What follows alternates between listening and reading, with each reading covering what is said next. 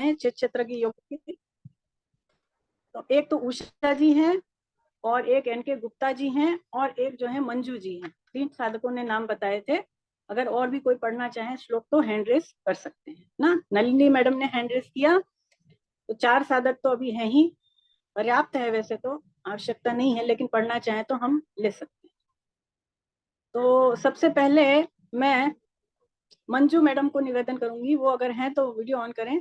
मुझे तो अभी तक दिखाई नहीं दी आप। हाँ, वीडियो ऑन है आपका। और आप जो है ये, अब देखिए आप कहाँ से पढ़ेंगे। देखिए आज जो है हम मेनली बुक पर ही फोकस करेंगे। जो आपकी जीवन संगीत बुक है उस पर ही हमारा जो है ध्यान होगा। जो व्याख्याएं होंगी हम उसी में से लेंगे, क्योंकि इसमें बड़े अच्छे अच्छे दृष्टांत दिए हुए हैं।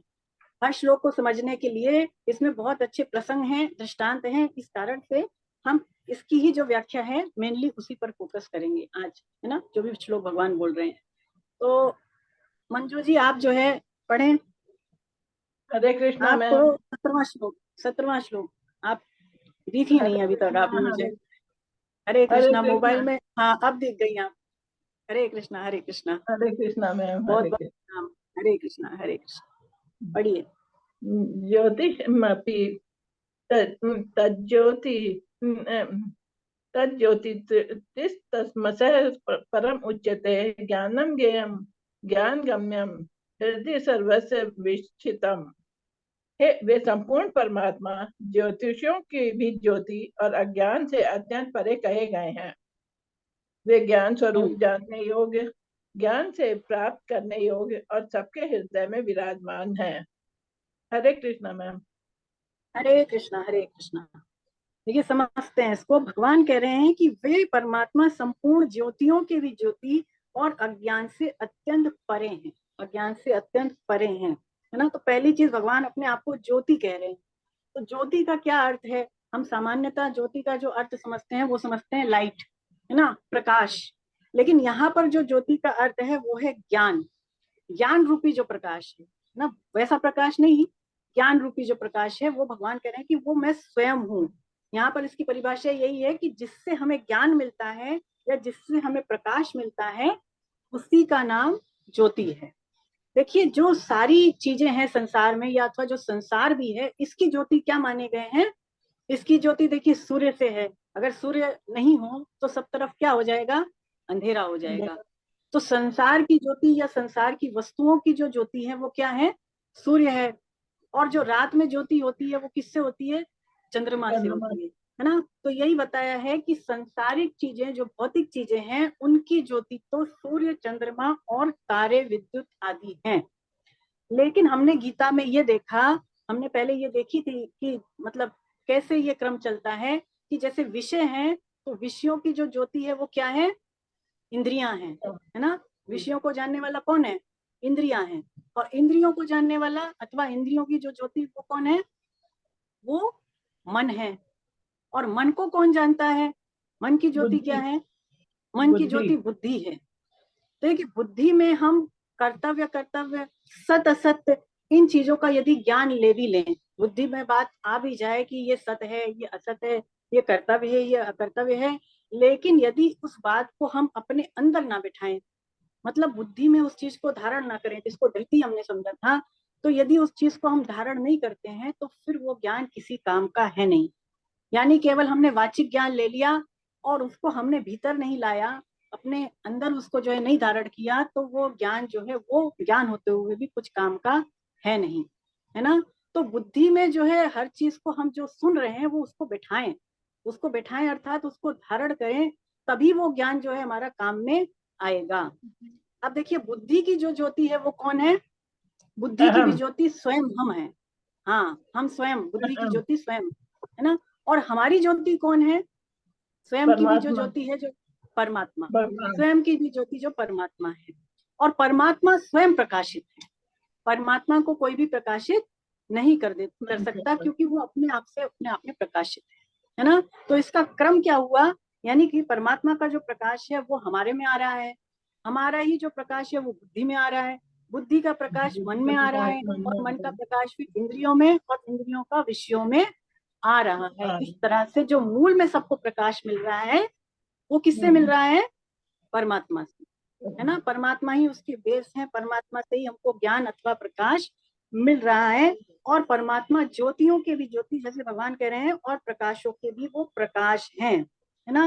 देखिए विषय, इसमें 4 चीजें हैं: विषय, इंद्रियां, इंद्रियों के देवता और जीवात्मा।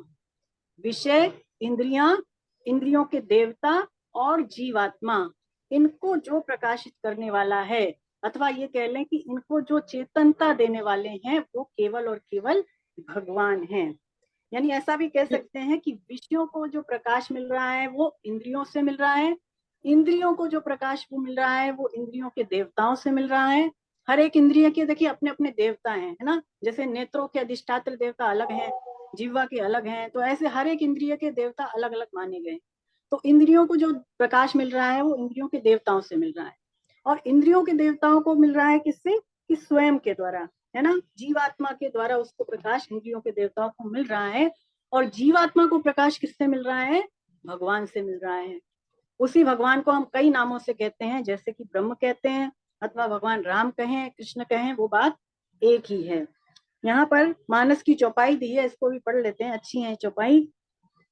विषय करन सुर जीव समेता, सकल एक ते एक सचेता, सब कर परम प्रकाशक जोई, राम अनादि अवध पति सोई।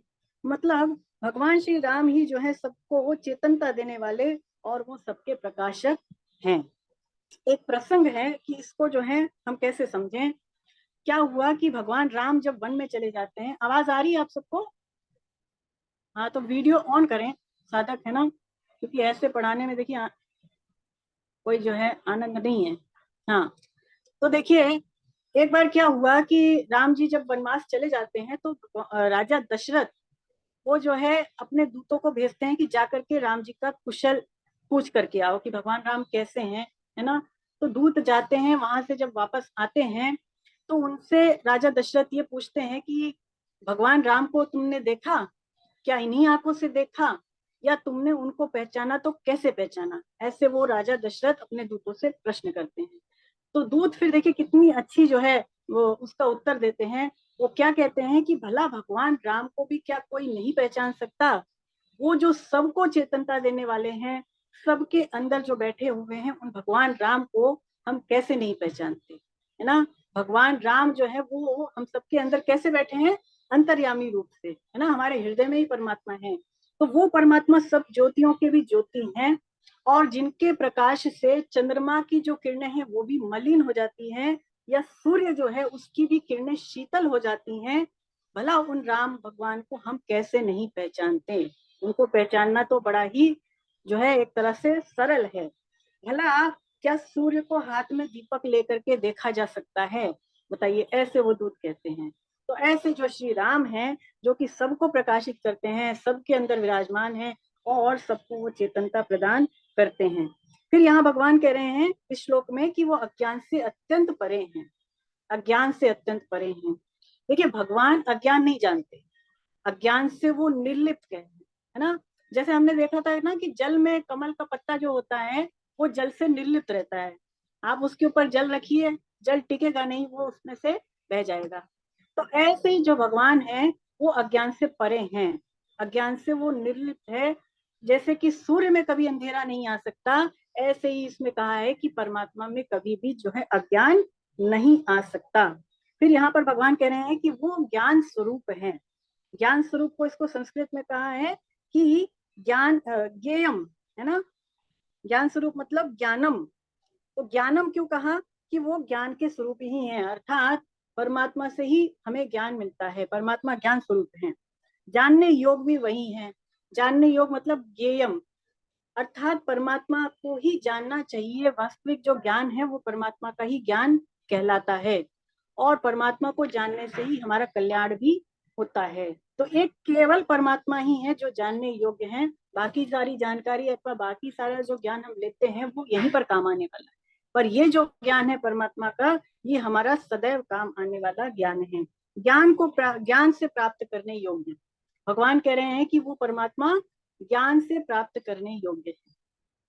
अर्थात जब हम अपने विवेक को महत्व देते हैं, देखिए जो हमें भगवान ने विवेक दिया, तो उसके द्वारा हम असत का त्याग कर सकते हैं।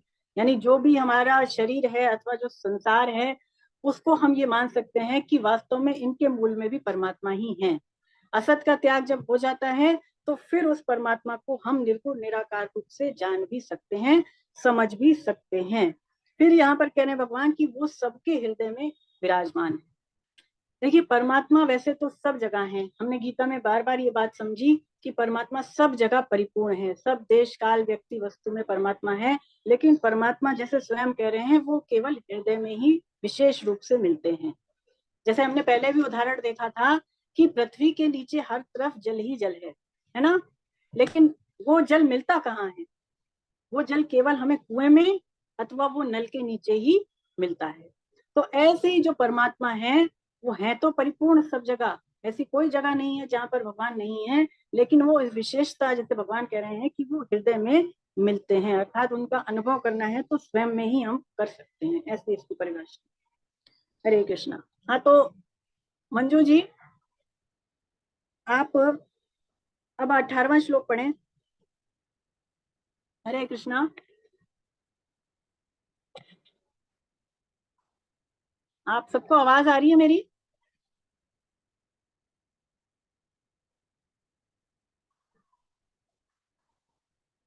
हरे कृष्णा।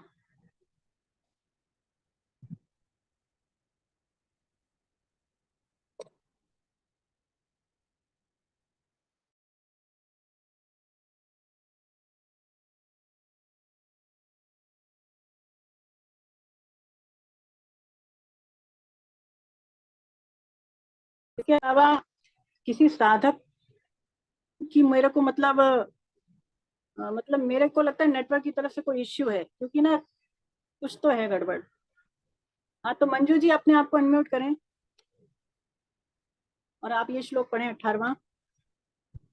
मैं बीच बीच में हैंग हो रहा है, आपकी तरफ भी हो रहा है हाँ क्या? मुझे भी ऐसा ही लग रहा है, बीच बीच में हैक हो रहा है। तो आपको आवाज आई थी क्या अभी जो मैंने नहीं अभी आ जो रही थी, समझाया? तभी तो कह रहे हैं पूरा श्लोक समझ ही नहीं पाए पूरा, बीच बीच में अच्छा, हैंग हो रहा है। बीच बीच में हैंग हो रहा है, ये कोई नेटवर्क में दिक्कत नहीं है। बेटा, देखो हैंग हो जाता, बार बार हैंग हो रहा है। अभी आ रही है क्या आवाज? तो मैं दोबारा दूं इसकी परिभाषा शॉर्ट में, अगर अभी आ रही है तो, क्योंकि श्लोक समझने मतलब समझना तो पड़ेगा आपको। अभी आ रही है क्या? निर्मला जी तो कह रही है आ रही है, तो हम आगे बढ़े फिर।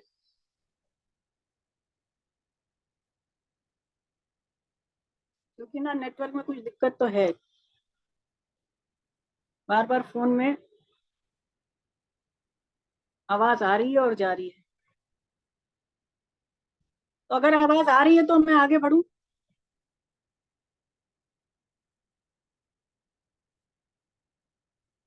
मधुलता मैम, अब आप दिखी है मेरे को इतने साधकों में, तो आप बताएं अनम्यूट करके कि आपको।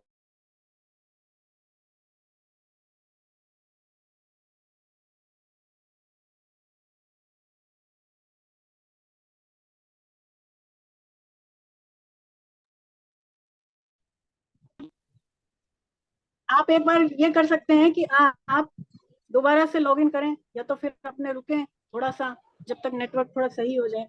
2 मिनट के लिए अथवा 2-3 मिनट के लिए अपने रुकते हैं। हाँ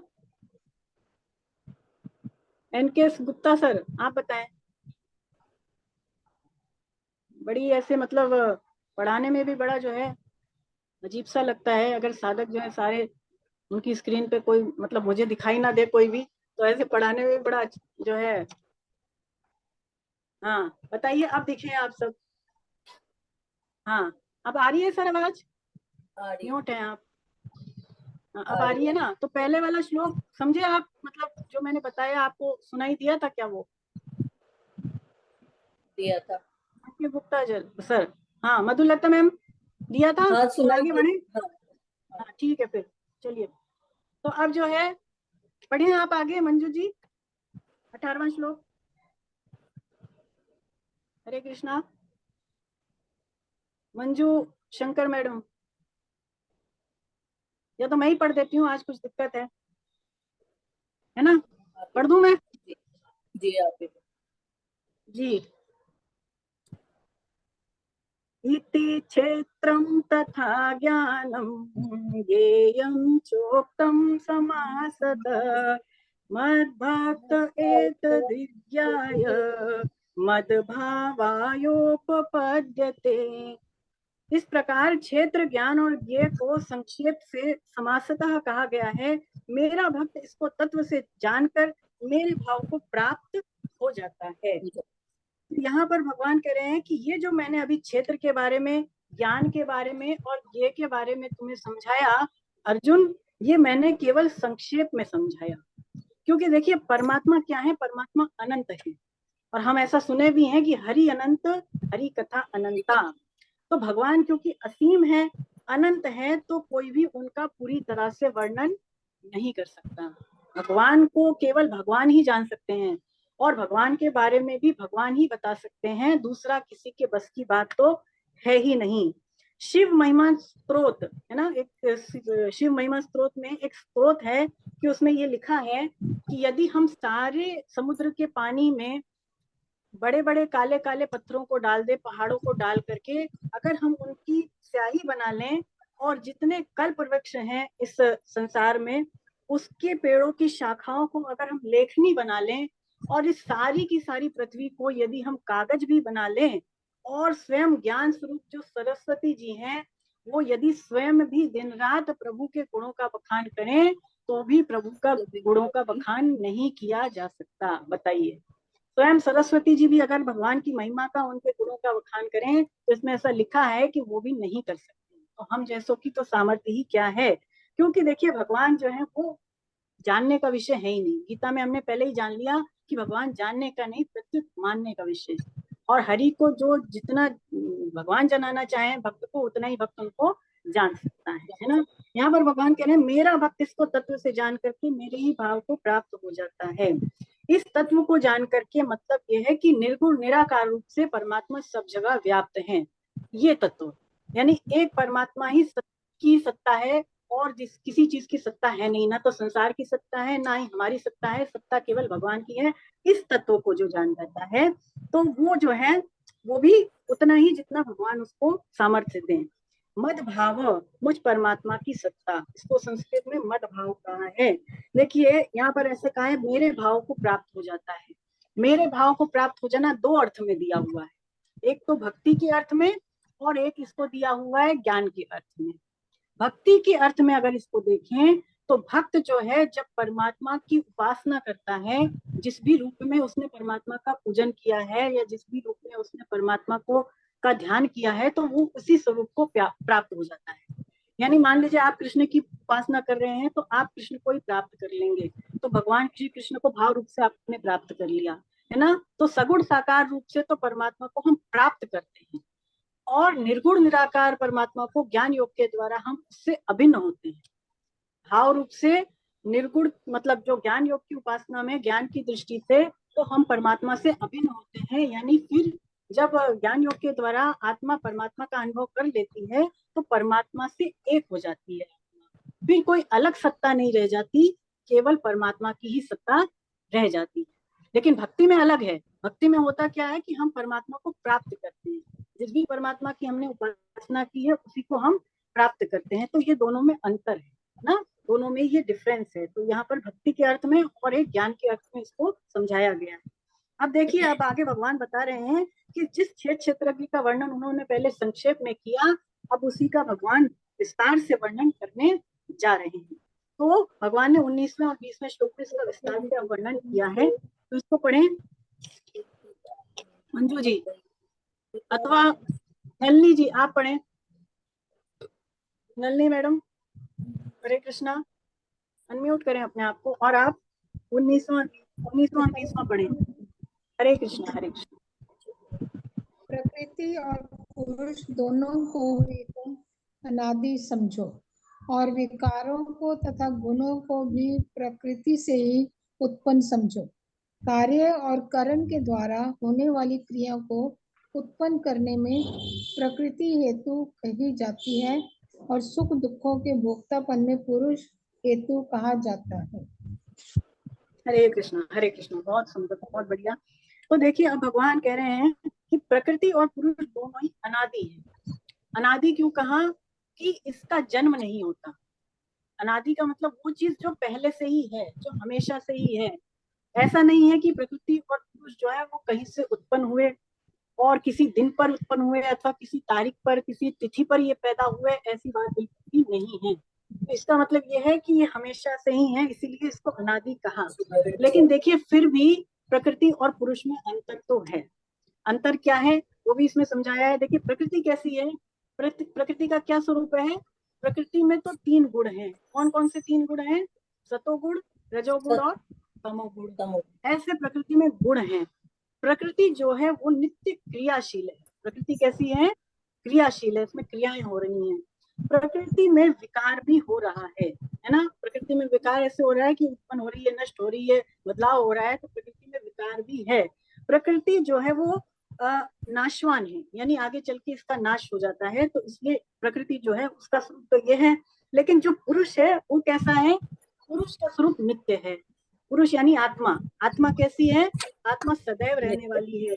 आत्मा में विकार भी नहीं है। आत्मा में विकार नहीं है, इसलिए वो निर्विकार है। फिर आत्मा जो है वो अक्रिय है। आत्मा में कभी कोई क्रिया होती नहीं है, इसलिए आत्मा अक्रिय है। तो प्रकृति और पुरुष वस्तुतः है तो अनादि दोनों ही, लेकिन फिर भी दोनों में भेद तो है। फिर भगवान यहाँ पर कह रहे हैं कि दोनों को भी प्रकृति से उत्पन्न समझो। यानी हमने अभी अभी समझा। देखिए, इसकी जो व्याख्या है, इसकी जो चर्चा है वो अगले अध्याय में आएगी। जब हम गुणत्रय विभाग योग लेंगे तो उसमें हम समझेंगे कि प्रकृति के गुण हैं कौन कौन से। अभी यहाँ पर भगवान ने इतना समझाया कि प्रकृति से ही गुण पैदा होते हैं। कौन कौन से? सतोगुण, रजोगुण और तमोगुण। ऐसा भगवान यहाँ पर कह रहे हैं। देखिए, एक चीज और भी है कि प्रकृति को भगवान ने कहीं पर भी गीता में नित्य या अनित्य नहीं कहा। प्रकृति के लिए भगवान ने एक ही शब्द प्रयोग किया है, जैसे यहाँ कर रहे हैं अनादि। ऐसा क्यों किया भगवान ने? क्योंकि इसका कारण है। अगर भगवान प्रकृति को नित्य कह देते, अगर भगवान प्रकृति को नित्य कह देते तो इससे ज्ञान का खंडन हो जाता। कैसे हो जाता?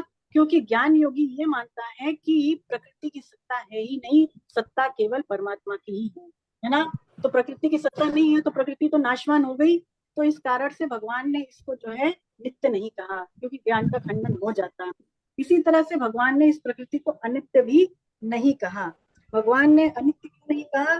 क्योंकि अगर भगवान इसको अनित्य कह देंगे तो भक्ति का खंडन हो जाएगा। क्योंकि भक्त क्या मानता है कि प्रकृति भी भगवान का ही स्वरूप है। जब प्रकृति के रूप में भी भगवान ही है तो भगवान का नाश कैसे हो सकता है? भगवान का नाश तो हो ही नहीं सकता। तो इसीलिए भगवान ने प्रकृति को अनित्य भी नहीं कहा। भगवान ने केवल एक ही वर्ड यूज किया इसके लिए कि अनादि। प्रकृति जो है वो अनादि है, ना ये नित्य है और ना ये अनित्य है, ऐसा इसमें समझाया है। और फिर यहाँ पर देखिए, अब भगवान कह रहे हैं कार्य और करण के द्वारा होने वाली क्रियाओं को उत्पन्न करने में प्रकृति हेतु कही जाती है। कार्य का क्या अर्थ है? कार्य का अर्थ है कि जो चीज उत्पन्न हो रही है, जो भी चीज पैदा हो रही है, उसको ही कार्य कहा, है ना। करण किसको कहा? कि जिसके द्वारा हम कार्य को पूरा करते हैं, जिसके द्वारा हम कार्य को संपन्न करते हैं, उसको करण कहा। देखिए, इसको ऐसे भी समझ सकते हैं, जो विषय हैं वो कार्य हैं और जिनके द्वारा हम विषयों को कर रहे हैं वो करण है। मैं उदाहरण देती हूँ आपको। जैसे मान लीजिए हमारी आंखें हैं, है ना। तो आंखें जो है वो एक तरह से करण हो गई। और मान लीजिए सामने तस्वीर है आपके, तो तस्वीर जो है वो विषय हो गए अथवा वो कार्य हो गए। और देखना जो है, तस्वीर को जो देखना जैसी जो चीज है वो क्रिया हो गई, है ना। कार्य और करण, करण मतलब आंखें और कार्य मतलब तस्वीर और देखना मतलब क्रिया। और अगर मान लीजिए आंखों पर आप चश्मा भी लगा लें, चश्मा लगा करके आप फोटो देखें तो वो उपकरण हो गई। फिर आंखों के लिए वो क्या हो गई? उपकरण, है ना। ये डिफरेंस हो गया करण और उपकरण में। तो इस तरह से कई सारी चीजें हैं। तो करण और उपकरण जो है वो वस्तुतः उनके द्वारा ही हम कार्य संपन्न करते हैं, कार्य को जो है कर पाते हैं। कार्य जो है वो 10 चीजों से बना हुआ है। कार्य वैसे तो 10 चीजों से बना है। कौन कौन सी चीजें? 5 महाभूत और 5 विषय। 5 विषय और 5 महाभूत आप समझते हैं, रूप, रस, गंध, स्पर्श और शब्द, है ना। ये 5 विषय हो गए। 5 महाभूत कौन कौन से? पृथ्वी, जल, वायु, आकाश और तेज। तेज मतलब अग्नि। तो ये 10 चीजों से तो कार्य बना हुआ है, यानी विषय बना हुआ है। और करण जो है वो 13 प्रकार के।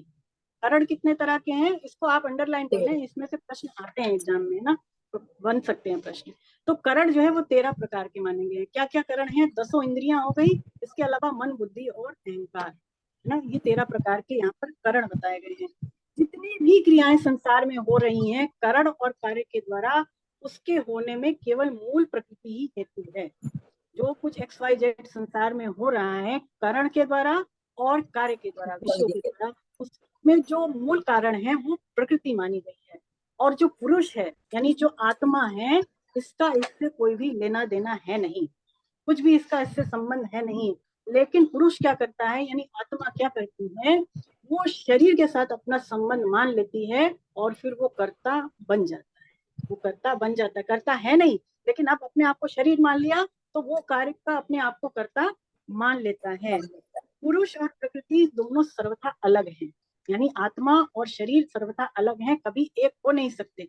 स्वामी जी कहते हैं कि जैसे दिन और रात कभी एक नहीं हो सकते, ऐसे ही शरीर और आत्मा भी कभी एक नहीं हो सकते। लेकिन पुरुष क्या करता है, वो आत्मा जो है शरीर के साथ संबंध जोड़ लेती है और शरीर में होने वाली जो चेंजेस है, फिर जो विकार हैं, फिर उसके द्वारा वो सुखी दुखी हो जाती है। पर यानी जो चेंजेस प्रकृति में हो रहा है, शरीर में हो रहा है, जो परिस्थितियां अनुकूल प्रतिकूल शरीर को आ रही हैं, फिर पुरुष उसमें सुखी दुखी हो जाता है।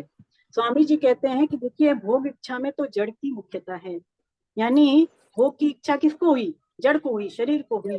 लेकिन फल स्वरूप जो सुखी दुखी है वो चेतन होता है, और क्योंकि चेतन सुखी दुखी होता है इसलिए वो सुख दुख से मुक्ति चाहता है, और इसलिए कल्याण का भागी भी चेतन ही होता है। यहाँ पर स्फटिक का उदाहरण है।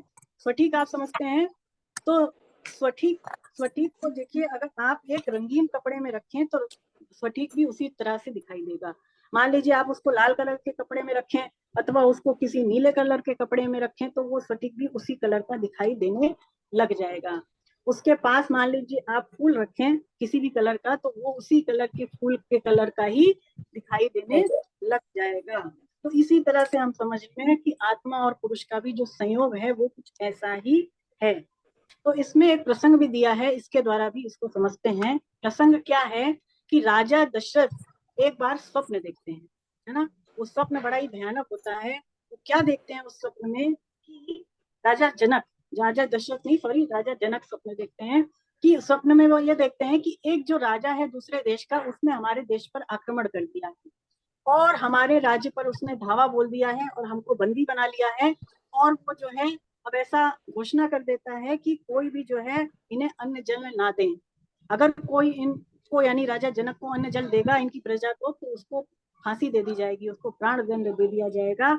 और वो उनको देश निकाला भी दे देता है, देश निकाला दे देता है, यानी देश से बाहर निकलो।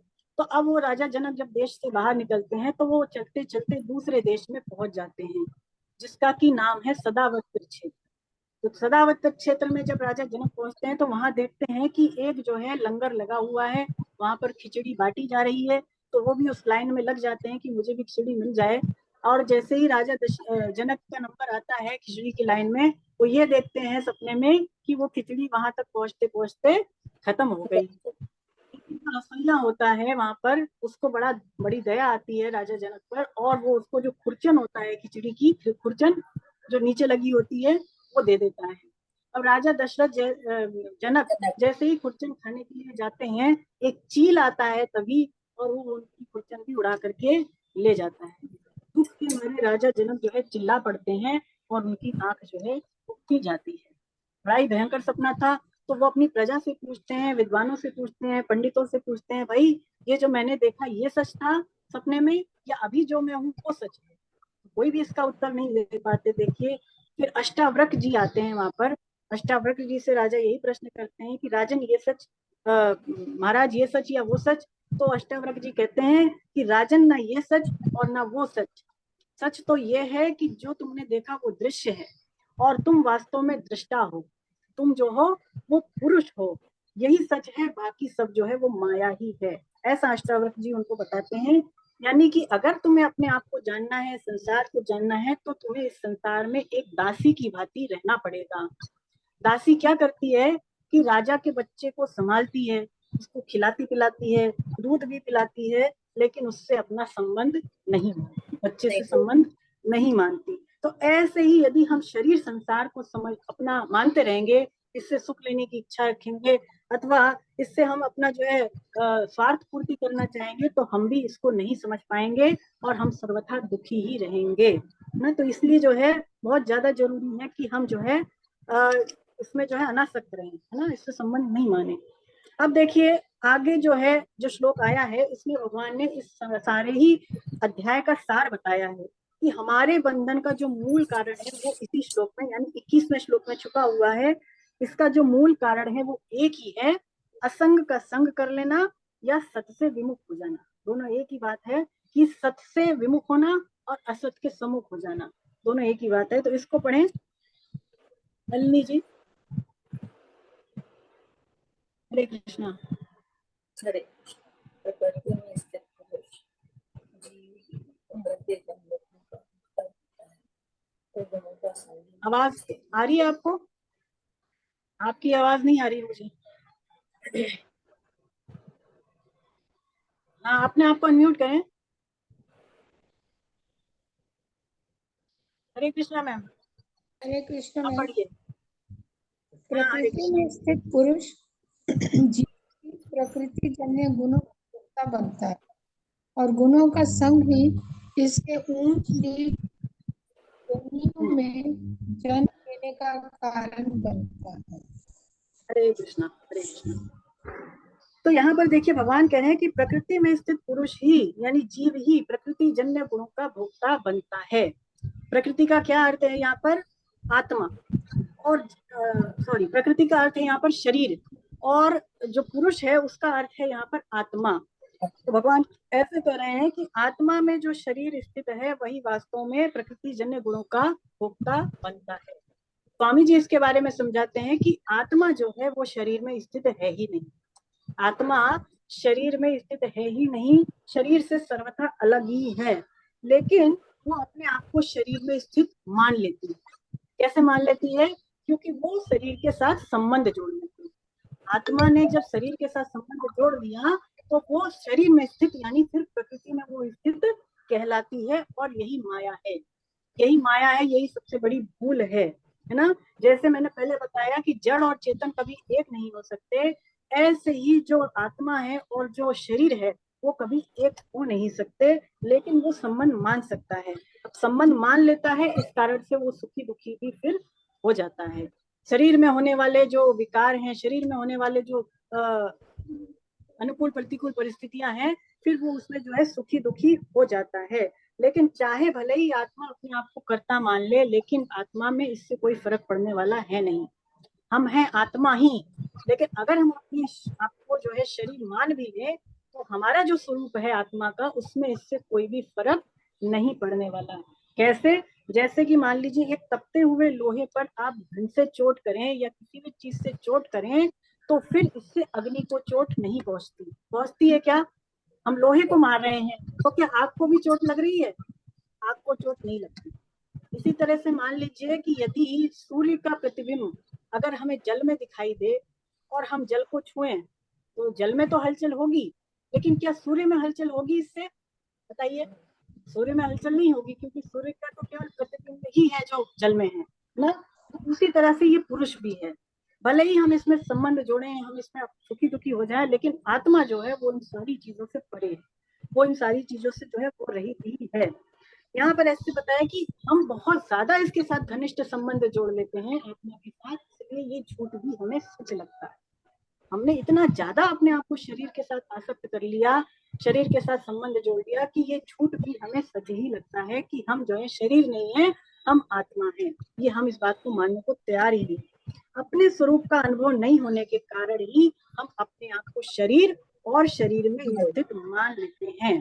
तो ये जो प्रकृति और पुरुष की जो ग्रंथि है, आत्मा और शरीर की जो ग्रंथि है, वो बहुत ही जटिल, आसानी से बैठती है नहीं हमारे ना। लेकिन फिर भी सच्चाई तो यही है, क्या है कि हम आत्मा है, हम शरीर नहीं, हम क्या है? हम आत्मा है। तुलसीदास जी यहाँ पर कहते हैं, बड़ी अच्छी चौपाई है। सुनहु तात यह अखत कहानी, समुझत बनहि न जाई बखानी।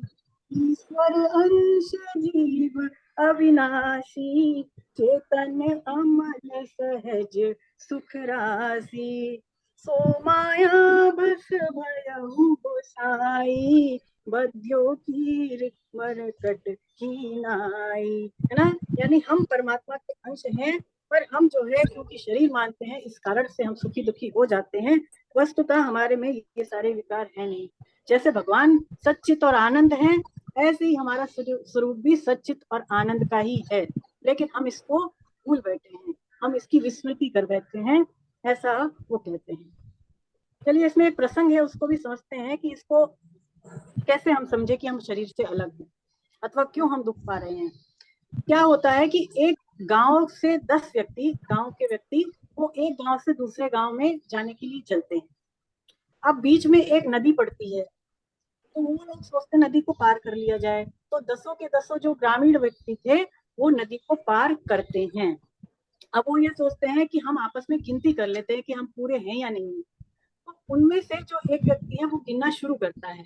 वो क्या करता है कि अपने आप को छोड़ करके ही सारे लोगों को गिनता है। अब अपने आप को छोड़ करके गिन रहा है तो उसमें से एक कम ही निकलेगा, यानी वो 9 ही निकलते हैं। तो ऐसे सारे सारे जो व्यक्ति होते हैं वो आपस में गिनते हैं, तो अपने आप को छोड़ के गिनते हैं, इस कारण से एक व्यक्ति कम ही रहता है। तो अब वो सोचते हैं कि भाई हमारा एक व्यक्ति तो कहीं पर छूट गया। बड़ा वो जो है इससे शोक में डूब जाते हैं, रोना पीटना मचाने लगते हैं। तभी एक समझदार व्यक्ति वहां से निकलता है और वो ये कहता है कि तुम क्यों रो रहे हो, बताते हैं कारण। वो समझ गया ये कैसे है, तो उसने कहा कि तुम लोग सब लाइन में खड़े हो जाओ, है ना, और मैं तुम सबको एक एक चाटा मारूंगा और तुम इसको गिनते जाना। तो वो सारे खड़े हो जाते हैं और वो सबको एक एक चाटा लगाता है, तो पूरे 10 के 10 चाटे गिने जाते हैं। तो बड़े खुश हो जाते हैं सबके सब, अरे हम तो पूरे के पूरे ही हैं, हम तो व्यर्थ में रो रहे थे। इसी तरह से हम भी हैं, मतलब हमारे दुख का कारण हम स्वयं ही है ना, हम स्वयं ही अपने दुख का कारण हैं, और स्वयं ही हम शरीर मान करके और अपने आप को भवचक्र में ले जाते हैं। स्वयं ही जो है हम सारे के सारे जो आफतें हैं, जो झंझट है, उसको मोल लेने वाले हम स्वयं ही। ऐसा इसका जो है अर्थ निकलता है। यहाँ पर भगवान कह रहे हैं कि गुणों का संग ही ऊंच नीच योनियों में जन्म लेने का कारण बनता है। स्वामी जी समझाते हैं कि जैसे गुण अनित्य हैं, वैसे ही गुणों का संग भी अनित्य ही है। देखिए, जो 3 गुण हैं पृथ्वी के, सतोगुण, रजोगुण और तमोगुण, ये सारे आने जाने वाले हैं। कैसे कि कभी तो सतोगुण बढ़ता है, कभी रजोगुण बढ़ता है, कभी तमोगुण बढ़ता है ना। तो ये कैसे बढ़ते हैं, कैसे घटते हैं, इसकी व्याख्या अगले अध्याय में आएगी। गुणत्रय विभाग योग में इसको समझेंगे। और या इसको परिस्थितियों के रूप में भी ले लें गुणों को, तो परिस्थितियां भी देखिए जीवन में सदैव एक जैसी नहीं रहती। आज अनुकूलता है तो अनुकूलता गई तो प्रतिकूलता आ गई, फिर प्रतिकूलता गई तो फिर अनुकूलता आ गई। तो इस तरह से देखा जाए तो गुण सारे अनित्य ही हैं, और गुणों का जो संग हमने मान रखा है वो अनित्य ही है ना। गुण वास्तव में है किसमें, वो प्रकृति में है, लेकिन हम गुणों के साथ संबंध जोड़ लेते हैं, प्रकृति के गुणों के साथ हम संबंध जोड़ लेते हैं, तो इसी को गुणों का संग होना कहा गया है। प्रकृति के गुणों के साथ तादात्म्य कर लेना अथवा अपना संबंध जोड़ लेना ही गुणों का संग करना कहा गया है, और इसी से हम ऊंच नीच योनियों में भी जाते हैं। ऊंच नीच योनिया मतलब सत और असत योनिया, है ना। ऊंच का मतलब सत योनि और नीच का मतलब असत योनि। तो सत योनि क्या होती है, जिन योनियों में सुख की बहुलता है उसको सत योनि कहा है, यानी जिसमें ज्यादा सुख है वो सत योनि है, और जिसमें दुखों की बहुलता है, जिसमें दुखी दुख है ज्यादा, उसको असत योनि कहा गया है। वास्तव में आत्मा किसी कर्म का कर्ता हो नहीं सकती, लेकिन सुख की इच्छा के कारण जो आत्मा है अथवा जो पुरुष है वो बंधन में पड़ जाता है।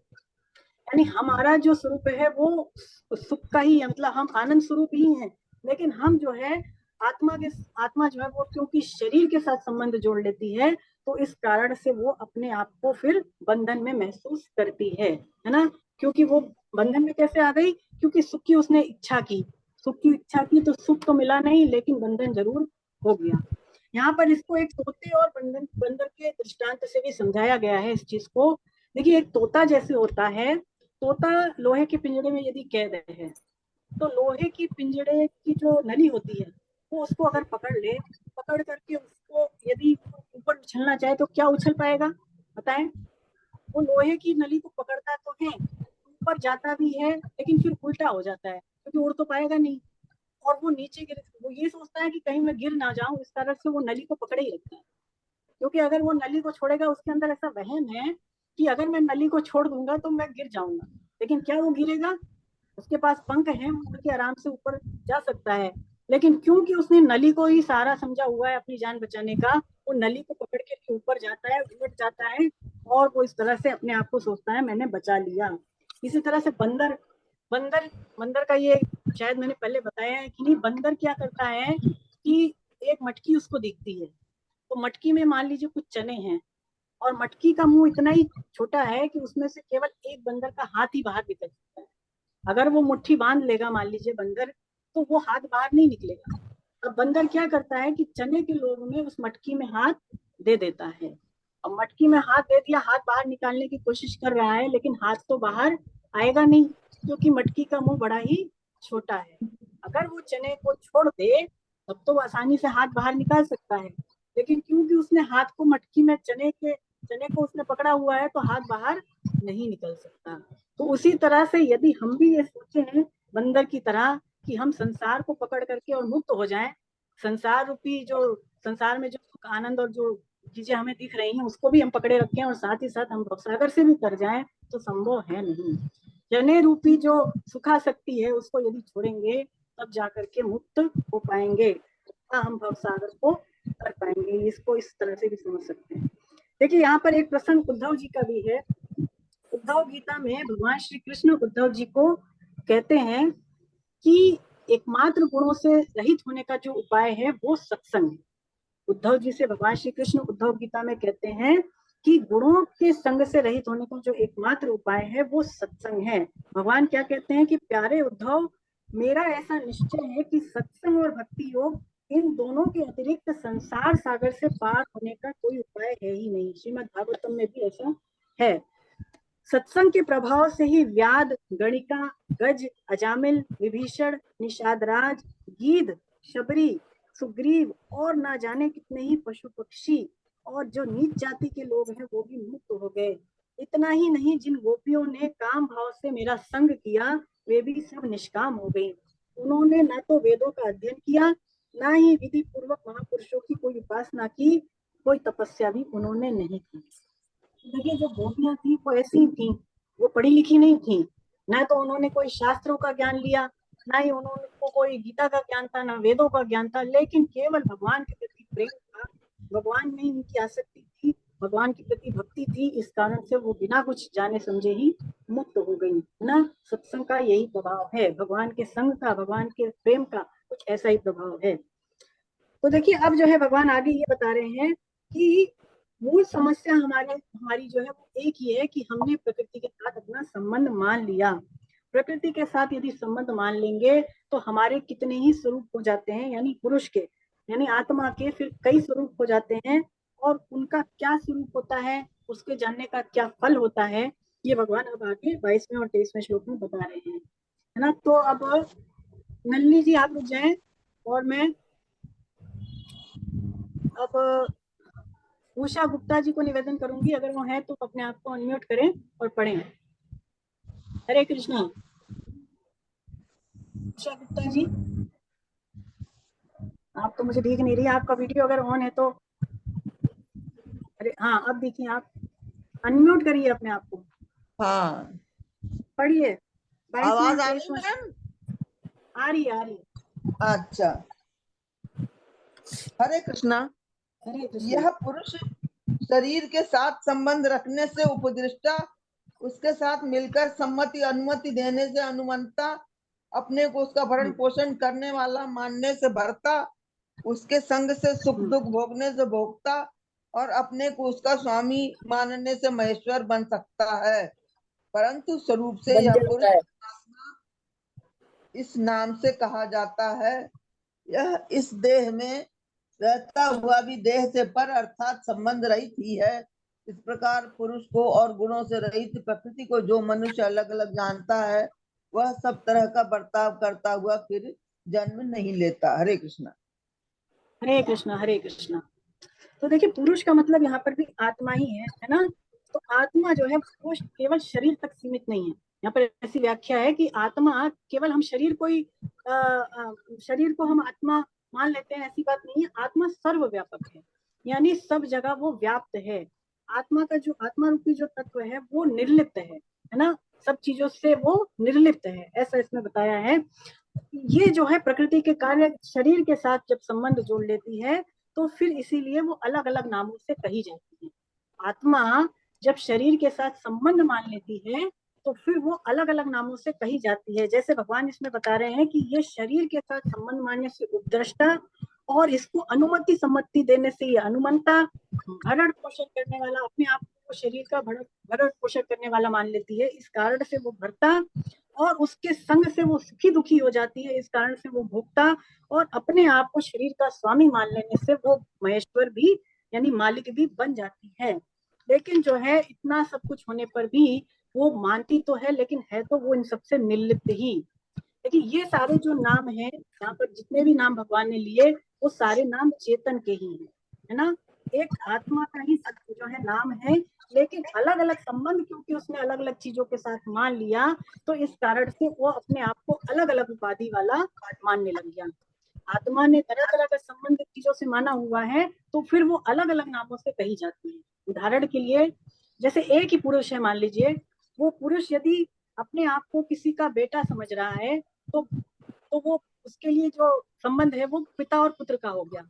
एक ही पुरुष पिता के संबंध से तो पुत्र हो गया है ना, और पुत्र के संबंध से पिता हो गया, पत्नी के संबंध से वो पति हो गया, और माँ के संबंध से वो पुत्र हो गया है ना। इस तरह से एक ही जो पुरुष है वो अलग अलग नामों वाला कहलाता है।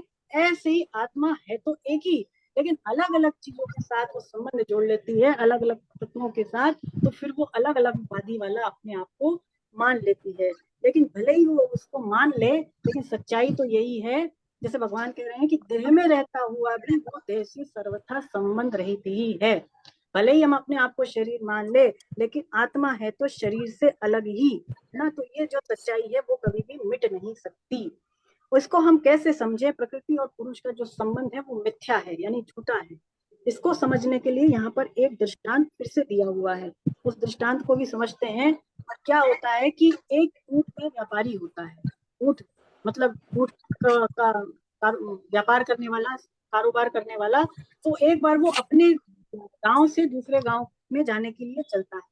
अब रात पड़ जाती है तो ये सोचता है मैं कहीं पर अपनी रात बिता लूं। तो उसको एक सन्यासी का घर दिखाई देता है तो वो वहां पर रुक जाता है। अब वो वहां पर रुकता तो है, लेकिन उसका जो ऊंट था उसने सोचा मैं इसको भी बांध दूं, लेकिन ऊंट को बांधने के लिए जो रस्सी होती है वो उसको लाना भूल गया। अब बड़ी चिंता हुई उसको कि रात भर मेरा ऊंट बाहर अब कैसे रहेगा, कहीं मैं सो जाऊं तो ये कहीं पर चला ना जाए, ऐसे उसको चिंता होती है। तो वो अपनी समस्या जो है उस सन्यासी को बताता है। तो सन्यासी कहता है कि तुम ऐसा करो कि तुम जैसे रोज ऊंट को बांधते थे अपने घर पर, तुम उसको वैसे ही बांध दो, है ना। तो वो कहता है कि भाई मैं रस्सी तो लाया नहीं। तो बोले कि सन्यासी बोला कि रस्सी नहीं लाए ये बात तुम जानते हो, ऊंट थोड़ी ये बात जानता है कि तुम रस्सी नहीं लाए। तो उसने क्या किया कि कुछ आवाजें निकाली जैसे वो रोज निकालता था, तो उसके आवाज निकालने से ऊंट जो है बैठ जाता है। और उसके बाद उसने झूठ मूठ ही ऊंट की गर्दन पे 3 बार हाथ फेरा, ऐसे ऐसे करके हाथ फेरा। तो वो जो है वहीं पर उसको ऐसा लगा उसको कि मैं बच गया, और वो अपने हाथ की कुटी बना करके और वहीं पर उसको गाड़ देता है ना। ऐसा करके फिर वो वापस आ जाता है। अब वो सन्यासी से कहता है कि मुझे चिंता है कहीं रात में ये चला ना जाए। तो सन्यासी कहता है कि भाई तुम सो जाओ निश्चित होकर के, कुछ भी नहीं होने वाला। और फिर वो रात को सो जाता है ऊंट वाला, और जब सुबह उठ करके देखता है तो उसका जो ऊंट था वो वहीं पर उसको बंधा हुआ मिलता है। अब वो नाश्ता करके वापस चलने के लिए तैयार होता है। उसने रोजाना की तरह ऊंट को आवाज लगाई, पर ऊंट क्योंकि बैठा हुआ था अब वो उठता ही नहीं। बहुत उसने जो है ट्राई किया, लेकिन ऊंट जो है वो उठा ही नहीं। अंत में थक हार करके उसने अपनी ये बात फिर से उसी तपस्वी को, सन्यासी को बताई। तो तपस्वी ने कहा कि क्या तुमने उसका बंधन खोल दिया, अर्थात क्या तुमने उसकी रस्सी खोल दी? तो फिर उसने फिर वही बात कही कि महाराज वो तो बंधन में है ही नहीं, तो मैं क्या खोलूं। तो उसने फिर वही बात कही, देखो ये बात तुम जानते हो, लेकिन ऊंट इस बात को नहीं जानता। तो उसने फिर वही किया, रोजाना की तरह ऐसे ऐसे एक्टिंग करके उसने रस्सी का बंधन खोला, तो उसकी आवाज देने पर ऊंट तुरंत उठ करके खड़ा हो गया। तो ऐसे ही हम अपने आप के ऊपर ये उदाहरण लें, है ना, हम भी ऐसे समझते हैं कि बंधन में तो हम हैं, लेकिन बंधन है नहीं, ये केवल माना हुआ है। हम चाहें तो आज अभी इसी समय मुक्त हो सकते हैं, लेकिन हमारी भी जो है भ्रांति कुछ ऐसी है ऊंट के जैसी, कि हम समझते हैं कि भाई हम तो रस्सी में बंधे हुए ही हैं, इस कारण से जो है मुक्ति में देरी हो रही है। अब देखिए भगवान कह रहे हैं कि इस प्रकार पुरुष और गुणों के सहित प्रकृति को जो पुरुष अलग अलग जानता है, वह सब तरह का बर्ताव करता हुआ भी जन्म नहीं लेता। देखिए हम इस पुरुष जो है वो प्रकृति से सुख चाहता है, सुख की इच्छा करता है, इस कारण से वो बंधन में पड़ जाता है। सुखासक्ति के कारण ही वो प्रकृति में स्थित कहलाता है। लेकिन जब उसका विवेक जागृत हो जाता है, इसको ज्ञान हो जाता है, तो उसके द्वारा वो अपने आप को शरीर से अलग अनुभव कर लेता है। और एक बार अलग अनुभव कर लिया तो फिर ऐसे जो महापुरुष हैं, जो जीवन मुक्त पुरुष हैं, जो शरीर से अपने आप को अलग अनुभव कर लिए हैं, तो फिर वो आसक्त पुरुष की तरह बर्ताव करते हुए भी फिर वो उसमें आसक्त नहीं होते, शरीर में आसक्त नहीं होते, वो उससे निर्लिप्त ही रहते हैं। हमें ऐसे लगेगा जरूर महापुरुषों को देख करके कि इनकी तो बड़ी शरीर में आसक्ति है, शरीर के साथ इन्होंने घनिष्ठता मान रखी है, लेकिन वो भीतर से अनासक्त ही होते हैं, उनका वस्तुतः कोई भी लगाव शरीर से रहता नहीं है। गुणों के संग से रहित हो जाने पर यहाँ पर ऐसा है कि हम सारी की सारी जो कामनाएं हैं, भौतिक कामनाएं, उससे छूट जाते हैं, और सब तरह का व्यवहार करते हुए भी फिर हम जो है जन्म नहीं लेते। सब तरह का व्यवहार करने से मतलब क्या है कि जैसे हमें जन्म मिला, जिस भी कुल में, जिस भी वर्ण आश्रम के हम हैं, जिस भी संप्रदाय के हैं हम हैं, उसमें हम अपना कर्तव्य कर्म का पालन करते हुए भी जो है निश्चित आचरण नहीं करते। निश्चित आचरण कब होते हैं कि जब हमारे अंदर कामनाएं होती हैं, क्या हमने शरीर माना ही नहीं, सारी कामनाएं शरीर को लेकर के होती हैं, तो हम जब निष्काम हो गए तो फिर हमारे द्वारा जो निश्चित आचरण भी फिर नहीं होते। जैसे छाछ जो है, एक बार वो दही से अलग हो जाए, मक्खन से अलग हो जाए, तो फिर उसको दोबारा दही में मिलाने पर वो मक्खन नहीं बनता, है ना। यदि हम छाछ को दही से अलग कर दें, छाछ से यदि मक्खन को अलग कर दें और उस मक्खन को पुनः दही में मिला दें, तो क्या वो दोबारा छाछ बनेगा? वो नहीं बनेगा। उसी तरह से एक बार हम गुणों के संग से रहित हो जाएं, गुणों के साथ असंग हो जाएं, तो फिर दोबारा गुणों से हम नहीं बनते। एक बार गुणातीत की अवस्था हमने प्राप्त कर ली, तीनों गुणों से अगर हम ऊंचे उठ गए, तो दोबारा हम इन प्रकृति के गुणों से नहीं बनेंगे, ऐसा भगवान कह रहे हैं। इसमें एक देवराज इंद्र का भी प्रसंग है, बड़े अच्छे अच्छे प्रसंग है, इस कारण से हम इनको नहीं छोड़ रहे हैं। देवराज इंद्र किसी शाप के कारण एक बार क्या हुआ, उनको इस सुअर की योनि में रहना पड़ा, है ना। सुअर की योनि बड़ी निम्न योनि मानी गई है, तो सुअर की योनि में वो आ गए। अब क्यों बहुत दिनों तक वो उसी योनि में रहे, तो ब्रह्मा जी जो थे उनको चिंता हुई कि अब स्वर्ग लोक की व्यवस्था कैसे चलेगी, स्वर्ग लोक में जो है लोगों को संभालेगा कौन। तो वो आए इंद्र के पास और उससे कहते हैं कि चलो अपने लोक में वापस। तो इंद्र जो थे उन्होंने जाने से मना कर दिया। उनके अंदर ऐसी माया का प्रभाव हो गया कि उनका जो भी ऐश्वर्य था, जो पद था, वो उसको भूल गए। ब्रह्मा जी से उन्होंने मना कर दिया। वो क्या कहते हैं कि जो सुख मुझे इस योनि में मिल रहा है, यहाँ पर मिल रहा है, क्या ये सुख मुझे स्वर्ग में मिलेगा? ऐसा सुख भी क्या भला स्वर्ग में हो सकता है? ऐसा वो कहने लग गए। ये जो मुलायम कीचड़ है जहाँ पर मैं बैठा हूँ, क्या ऐसा स्वर्ग में है? और ये जो कीचड़ की सुगंध आ रही है, इतनी अच्छी सुगंध है, क्या ऐसी सुगंध मुझे और कहीं मिलेगी? मेरे पास जो तालाब है वो टोटल 7 हैं। कितने तालाब हैं? कीचड़ों से भरे हुए 7 तालाब हैं। मैं ही इनका मालिक हूँ। मेरे ये छोटे छोटे बच्चे हैं, इनके मुख को आप देखो कितने सुंदर हैं। ये जो सुवर्णियां हैं, ये भी कितनी सुंदर हैं। तो ऐसा मेरा पूरा भरा पूरा परिवार है और मेरा ये साम्राज्य है, मैं इसका एकमात्र भोक्ता और मालिक हूँ। तो इतना ज्यादा माया का उनके ऊपर प्रभाव पड़ा कि वो अपने स्वरूप को भूल ही गए और अपने आप को वो कर्ता और भोक्ता मान बैठे, है ना। तो माया का कुछ प्रभाव ऐसा ही है कि वो अच्छे अच्छों की स्मृति भुला देती है, और हम जिस भी योनि में देखिए जाते हैं, स्वामी जी कहते हैं, हम उसी योनि में सुख लेने लग जाते हैं। ऐसा नहीं है कि मनुष्य योनि में हम आ गए तो हम इसमें ही अपने आप के लिए मान रहे हैं। हम चाहे किसी भी, जैसे इंद्र है ना, वो उस योनि में जाकर भी सुखी हैं। तो ऐसे ही जो जो जीव जिस योनि में चला जाता है वो सोचता है इससे बढ़कर सुख तो कहीं और है ही नहीं, है ना। ये इतनी बड़ी झूठी जो है बात है, जितनी बड़ी झूठी धारणा है कि वो हमें जो है इससे ऊपर उठने ही नहीं देती। लेकिन जैसे भगवान कहते हैं कि जो केवल मेरी शरण होते हैं वो उस माया को तर जाते हैं। हाँ, देवी है शा गुणमयी मम माया दुरत्या, मेरी माया बड़ी दुरत्य है, लेकिन जो केवल और केवल मेरी शरण होते हैं वो इस माया को तर जाते हैं। तो ऐसा हम भगवान पे भरोसा रखें। अब जो है देखिए भगवान ये बता रहे हैं कि प्रकृति और पुरुष को अलग अलग अनुभव करने के लिए भगवान ने 4 साधन बताए हैं। ये 2 जो श्लोक जो अब आएंगे 24वां और 25वां, इसमें भगवान ने 4 साधन बताए हैं। और जो अंतिम साधन भगवान बता रहे हैं इसमें भगवान की बड़ी ही विशेष कृपा झलक रही है। तो इसको पढ़ें उषा जी, 24वां और 25वां। कई मनुष्य ध्यान योग के द्वारा, कई सांख्य योग के द्वारा और कई कर्म योग के द्वारा अपने आप में परमात्मा तत्व का अनुभव करते हैं। दूसरे मनुष्य इस प्रकार ध्यान योग, सांख्य योग, कर्म योग आदि साधनों को नहीं जानते, पर दूसरों से जीवन मुक्त महापुरुषों से सुनकर ही उपासना करते हैं। ऐसे वे सुनने के अनुसार आचरण करने वाले मनुष्य भी मृत्यु को तर जाते हैं। हरे कृष्णा हरे कृष्णा। हरे कृष्णा। तो देखिए अब ये भगवान बता रहे हैं कि शरीर से जो हमने संबंध मान रखा है उसको मिटाने के लिए हम क्या क्या साधन कर सकते हैं। भगवान ने 4 साधन बता दिए। पहला साधन जैसे ध्यान योग, दूसरा हम कर्म योग मान लें, तीसरा हम जो है इसमें ध्यान योग मान लें, है ना। 3 साधन तो ये हो गए। और चौथा जो साधन भगवान बता रहे हैं वो महापुरुषों के से सुन करके जब हम उपासना करते हैं, ये चौथा साधन है। तो स्वामी जी समझाते हैं कि प्रकृति और पुरुष का जो संबंध हमने मान रखा है, ये संबंध विच्छेद हम कर्मयोग से भी कर सकते हैं, ज्ञान योग से भी कर सकते हैं और ध्यान योग से भी कर सकते हैं। कर्म योग से कैसे कर सकते हैं? देखिए कर्म योगी क्या करता है कि उसके पास जो कुछ भी अनुकूल चीजें हैं वो दूसरों की सेवा में उनको लगा देता है। मान लीजिए अनुकूल पदार्थ है या उसके पास कोई योग्यता है या फिर धन है, तो उसको क्या करता है, दूसरों की सेवा में उसको लगा देता है, अपनी सुख की इच्छा का वो त्याग करता है। तो जब वो ऐसा करता है तो फिर वो प्रकृति से अपने आप को अलग अनुभव कर पाता है, यानी फिर वो आत्मा यानी कर्मयोगी शरीर से अपने आप को अलग अनुभव फिर कर पाती है।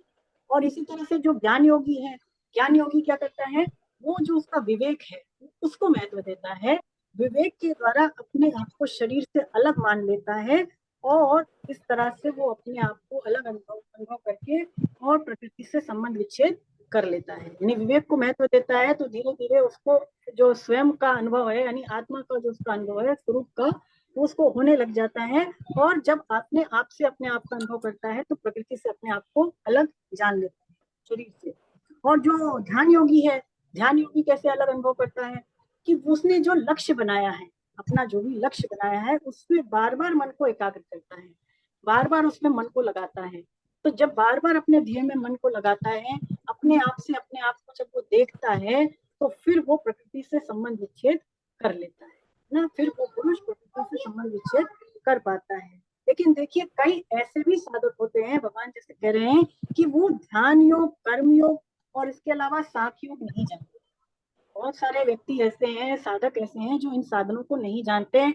इसके अलावा स्वामी जी कहते हैं ना तो उनके में विवेक है ना वैराग्य है, इसके अलावा उन्होंने ना शास्त्र पढ़े हैं ना वेद पढ़े हैं। ऐसे भी जो साधक हैं यदि वो जीवन मुक्त महापुरुषों से सुनते हैं, भगवत वाणी सुनते हैं, सत्संग करते हैं, तो वो भी इस भव सागर को आसानी से तर जाते हैं। देखिए श्रुति परायण एक शब्द आया है आपकी पुस्तक में, श्रुति परायण। श्रुति परायण कौन होते हैं? इसकी परिभाषा ये है कि जिसको भगवान की कथाओं का पान करने का जो आदि हो गया है, यानी भगवान की कथाएं सुनना जिसको अच्छी लगने लग गई हैं, जो भगवान की कथाओं से कभी ऊबता नहीं है, जिसमें उसका मन लग गया है, ऐसा व्यक्ति श्रुति परायण कहा जाता है। ज्ञान हो चाहे भक्ति हो, दोनों में श्रवण की बड़ी महिमा है, श्रवण की बड़ी महिमा है। वेदों को भी इसलिए श्रुति नाम से कहा गया है। सुनना है जो है भक्ति का पहला लक्षण। हम कुछ भी भगवान की चीज सुने, चाहे हम गीता सुने, रामायण सुने, रामचरितमानस पर सुने, है ना, तो सुनना जो है वो सबसे पहला लक्षण है भक्ति का। तुलसीदास जी क्या कहते हैं कि जो राम कथा है श्री रघुनाथ जी की कथा है, ये सभी मंगलों को देने वाली है। और इस कथा को सुन करके बिना जहाज के ही हम भवसागर को आसानी से पार कर लेंगे। बताइए, भगवान की कथा की ऐसी महिमा है कि आसानी से भवसागर को पार किया जा सकता है। नवधा भक्ति, 9 प्रकार की भक्ति बताई गई है। कौन कौन सी? श्रवण, कीर्तन, स्मरण, पाद सेवन, अर्चन, वंदन, सख्य, दास और आत्मनिवेदन। ये 9 प्रकार की भक्ति है। इसमें भी जो सबसे पहला नाम आता है वो है श्रवण। श्रवण यानी सुनना। तो सुनने की बड़ी ज्यादा महिमा है। हम गीता सुन रहे हैं, इसका भी कितना ज्यादा जो है प्रभाव है, इसकी भी क्या महिमा है, ये केवल जो है भगवान ही जानते हैं। देखिए यहाँ पर मानस की भी पंक्तियां हैं। सकल सुमंगल दायक रघुनाथ गुणगान, सादर सुनहि ते तरहि भव सिंधु बिना जल जान। वही बात है कि अगर कोई राम कथा सुनता है तो बिना जहाज के ही भव सिंधु पार कर लेता है। आगे बढ़ते हैं। अब देखिए भगवान बता रहे हैं कि जो सारा जगत है, चराचर जो जगत है, उसका कारण क्या है? केवल क्षेत्र क्षेत्रज्ञ का संयोग। यदि हमारी दृष्टि शरीर पर है तो जन्म मरण होगा, और यदि हमारी दृष्टि परमात्मा पर है, शरीर पर नहीं है, तो हमारा जन्म मरण नहीं होगा, हम मुक्त हो जाएंगे। यही बात अब भगवान आगे बताने जा रहे हैं 26, 27 और 28। तो अब एक मिनट, उषा जी आप रुक जाएं और मैं पुनः मंजू जी से निवेदन करूंगी, अगर वो पढ़ सकती हैं तो पढ़ें। अपने आप को अनम्यूट करें मंजू जी। हाँ मैम पहले अनम्यूट नहीं हो रहा था। अच्छा, आप पढ़िए, आप पहले नहीं पढ़ पाए थे आप। हाँ, हरे कृष्णा मैम, तो पहले अनम्यूट हो ही नहीं रहा था। हाँ वो मैंने म्यूट करा था ना, इसलिए नहीं हो रहे थे। हाँ। हे भरतवंशियों में श्रेष्ठ अर्जुन, स्थावर और जंगम जितने भी प्राणी पैदा होते हैं, उनको तुम क्षेत्र और क्षेत्रज्ञ के संयोग से उत्पन्न हुए समझो। जो नष्ट होते हुए संपूर्ण प्राणियों में परमेश्वर को नाश रहित और समरूप से स्थित देखता है, वही वास्तव में सही देखता है। क्योंकि सब जगह समरूप से स्थित ईश्वर को समरूप से देखने वाला मनुष्य अपने आप से अपनी हिंसा नहीं करता, इसलिए वह परम गति को प्राप्त हो जाता है। हरे कृष्णा मैम। हरे कृष्णा हरे कृष्णा। तो देखिए भगवान कह रहे हैं कि स्थावर और जंगम में जितने भी प्राणी पैदा होते हैं वो क्षेत्र और क्षेत्रज्ञ के संयोग से पैदा होते हैं। स्थावर और जंगम में कुल कितने प्राणी हैं? 84 लाख कुल योनियां मानी गई है ना। 84 लाख योनियों में देखिए 2 तरह के प्राणी हैं, एक तो स्थावर और एक जंगम। स्थावर का मतलब क्या? कि ऐसे प्राणी जो बिल्कुल स्थिर रहते हैं, जो चल फिर नहीं सकते हैं। और जंगम का मतलब जो हिल डुल सकते हैं, जो चल फिर सकते हैं, जैसे कि पेड़ पौधे हैं वो स्थावर हैं, और जो पशु पक्षी है, जो मनुष्य है, ये जंगम है ना। तो 84 लाख योनियों में जितने भी जीव हैं, जितने भी प्राणी हैं, भगवान कह रहे हैं वो क्षेत्र और क्षेत्रज्ञ के संयोग से ही पैदा होते हैं। और क्षेत्र और क्षेत्रज्ञ का संयोग का मतलब क्या? कि जब क्षेत्रज्ञ क्षेत्र के साथ संबंध जोड़ लेता है। कौन सा संबंध? मैं मेरेपन का। हम शरीर के साथ जब मैं मेरेपन का संबंध जोड़ लेते हैं तो इसी को क्षेत्र क्षेत्रज्ञ का संयोग कहा जाता है। और इसी के फल स्वरूप हम विभिन्न योनियों में जन्म लेते हैं। अलग अलग योनियों में हम जन्म लेते हैं क्योंकि हमने संबंध जोड़ लिया। फिर हम मुक्त नहीं होंगे, हमारा पुनर्जन्म यानी अगला जन्म फिर होगा ही होगा।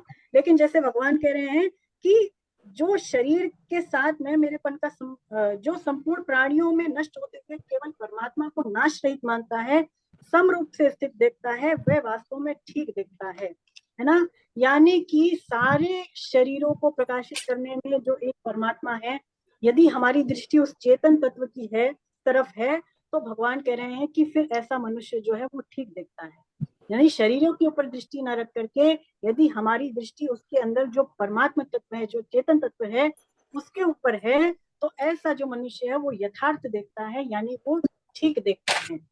जैसे भगवान अलग अलग रूपों में अवतार लेते हैं। कभी भगवान ने देखिए कच्छप का अवतार लिया, कभी भगवान ने वराह अवतार लिया, कभी भगवान ने वामन अवतार लिया। आदि आदि रूपों में भगवान अवतार ले चुके हैं, लेकिन इससे भगवान की जो सत्ता है, भगवान की जो भगवत्ता है, उसमें कभी भी कोई फर्क नहीं पड़ा। ऐसे ही जो आत्मा है वो चाहे कितने ही शरीरों में चली जाए, कितने ही शरीरों को वो धारण कर ले, आत्मा में कभी कोई दोष नहीं आ सकता, ना आया था, ना आया है और ना ही आ सकता है।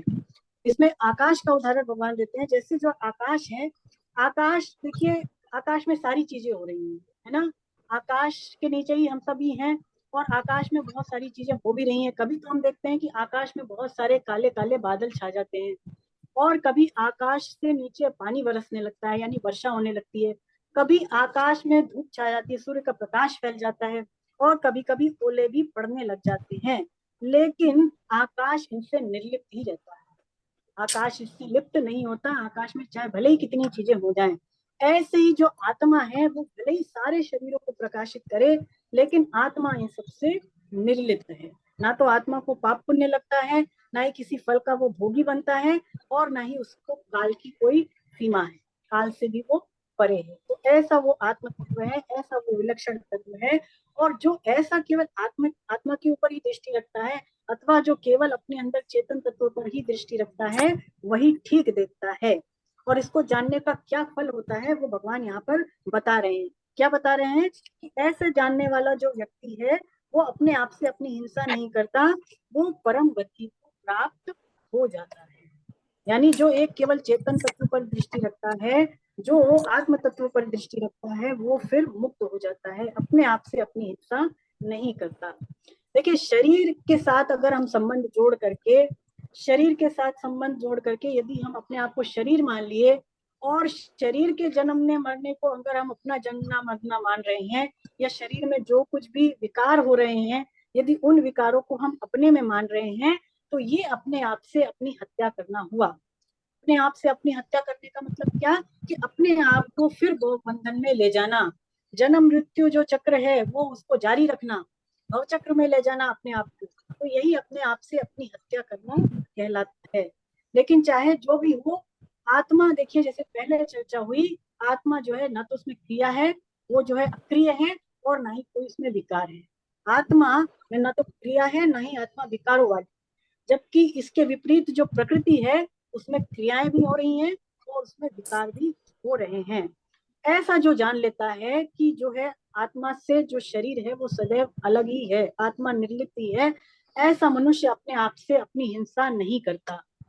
अपने आप से अपनी हिंसा नहीं करने का मतलब क्या है, कि ऐसा जो मनुष्य है शरीर के नष्ट हो जाने को भी अपना नष्ट होना फिर नहीं मानता, यानी वो मुक्त हो जाता है ना। अपने आप को बार बार शरीरों में ले जाना, भवचक्र में ले जाना, तो अपनी मृत्यु करना है।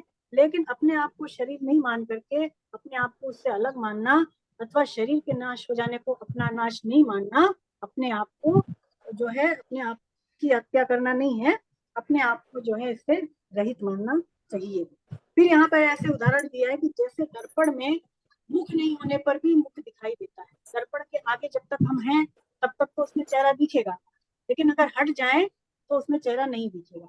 लेकिन जब तक है तब तक ऐसा लगता है कि दर्पण पे ही मुख है। तो दर्पण में मुख नहीं होने पर भी जैसे दर्पण में मुख दिखता है, उसी तरह से यदि स्वप्न में हाथी दिखाई दे रहा है, हाथी है नहीं लेकिन हाथी दिख रहा है, उसी तरह से संसार है नहीं परंतु संसार हमें दिख रहा है। ये मिथ्या है, ये माया है। स्वामी जी कहते हैं कि जैसे पंखे की ताड़ियां चक्र के रूप में हमें दिखाई देती हैं, पंखे के 3 पर होते हैं ना, वो कैसे लगते हैं जब घूमते हैं, एक चक्र की तरह। तो जैसे पंखे की ताड़ियां चक्र के रूप में दिखाई देती हैं और वो होती नहीं है चक्र, ऐसे ही संसार मृग चारिका की भांति, मृग मरीचिका की भांति एक मानो मनो का राज्य है। संसार जो है नहीं रूप है, और हम जो है वो है रूप है। संसार से राग करना ही अपनी हत्या करना कहलाता है ना। जैसे मन में हम चाहे कुछ भी कल्पना कर सकते हैं, लेकिन वो वास्तविकता तो यही है कि वो सारा मन में है। सामने देखेंगे जब आंखें खुलेगी तो कुछ भी नहीं रहेगा। स्वामी जी कहते हैं ऐसे ही समझिए ये संसार भी है, कि संसार लगता तो है और वास्तव में ये जो है हमें बहुत ज्यादा सुख देने वाला भी प्रतीत हो रहा है, लेकिन वास्तविकता ये है कि ये नहीं रूप है, संसार नहीं रूप है, और जो आत्मा है वो है रूप है, यानी सदैव रहने वाली है ना। ये सच्चाई है। अब देखिए भगवान यहाँ पर बता रहे हैं अगले श्लोक में कि संसार के 2 रूप हैं, एक तो क्रिया और एक पदार्थ। क्रियाओं से संबंध विच्छेद कैसे हो, इसके लिए भगवान 29वां श्लोक बता रहे हैं, और पदार्थों से संबंध विच्छेद कैसे हो, इसके लिए भगवान 30वां श्लोक बता रहे हैं। तो इसको पढ़े हम मंजू जी, 29 और 30। हरे कृष्णा मैम। हरे कृष्णा। जो संपूर्ण क्रियाओं को सब प्रकार से पृथ्वी के द्वारा ही की जाती हुई देखता है और अपने आप को अकर्ता देखता अनुभव करता है, वही यथार्थ देखता है। जिस काल में साधक प्राणियों के अलग अलग भावों को एक प्रकृति में ही स्थित देखता है और उस प्रकृति से ही उन सब का विस्तार देखता है, उस काल में वह ब्रह्म को प्राप्त हो जाता है। हरे कृष्णा मैम। हरे कृष्णा हरे कृष्णा। तो यहाँ पर भगवान कह रहे हैं कि जो सारी क्रियाएं हो रही हैं वो सारी प्रकृति के द्वारा ही ऐसा देखता है, और जो अपने आप को करता देखता है वही ठीक देखता है। जितनी भी क्रिया संसार में हो रही है वो सारी प्रकृति में है, क्योंकि देखिए प्रकृति निरंतर क्रियाशील है। प्रकृति एक क्षण के लिए भी अक्रिय नहीं हो सकती, प्रकृति निरंतर सक्रिय है। और जीव में यानी जो आत्मा है, जीव आत्मा जो है, उसके अंदर कभी कोई क्रिया होने वाली नहीं, एक क्षण के लिए भी क्रिया नहीं हो सकती, वो जो है अक्रिय मानी गई है ना। तो ये दोनों में डिफरेंस है। स्वामी जी कहते हैं कि यदि हम चेतन जो है वो दूसरे का बोझा अपने ऊपर लेगा तो उसको वजन तो उठाना ही पड़ेगा। दूसरे का बोझा मतलब कि प्रकृति का बोझा, शरीर का बोझा। यदि आत्मा शरीर का बोझा अपने ऊपर लेगी तो उसको वजन तो उठाना ही पड़ेगा, यानी फिर उसको दुख और सुख तो उसका भोगी तो बनना ही पड़ेगा, है ना। तो ये बात हम कैसे समझें?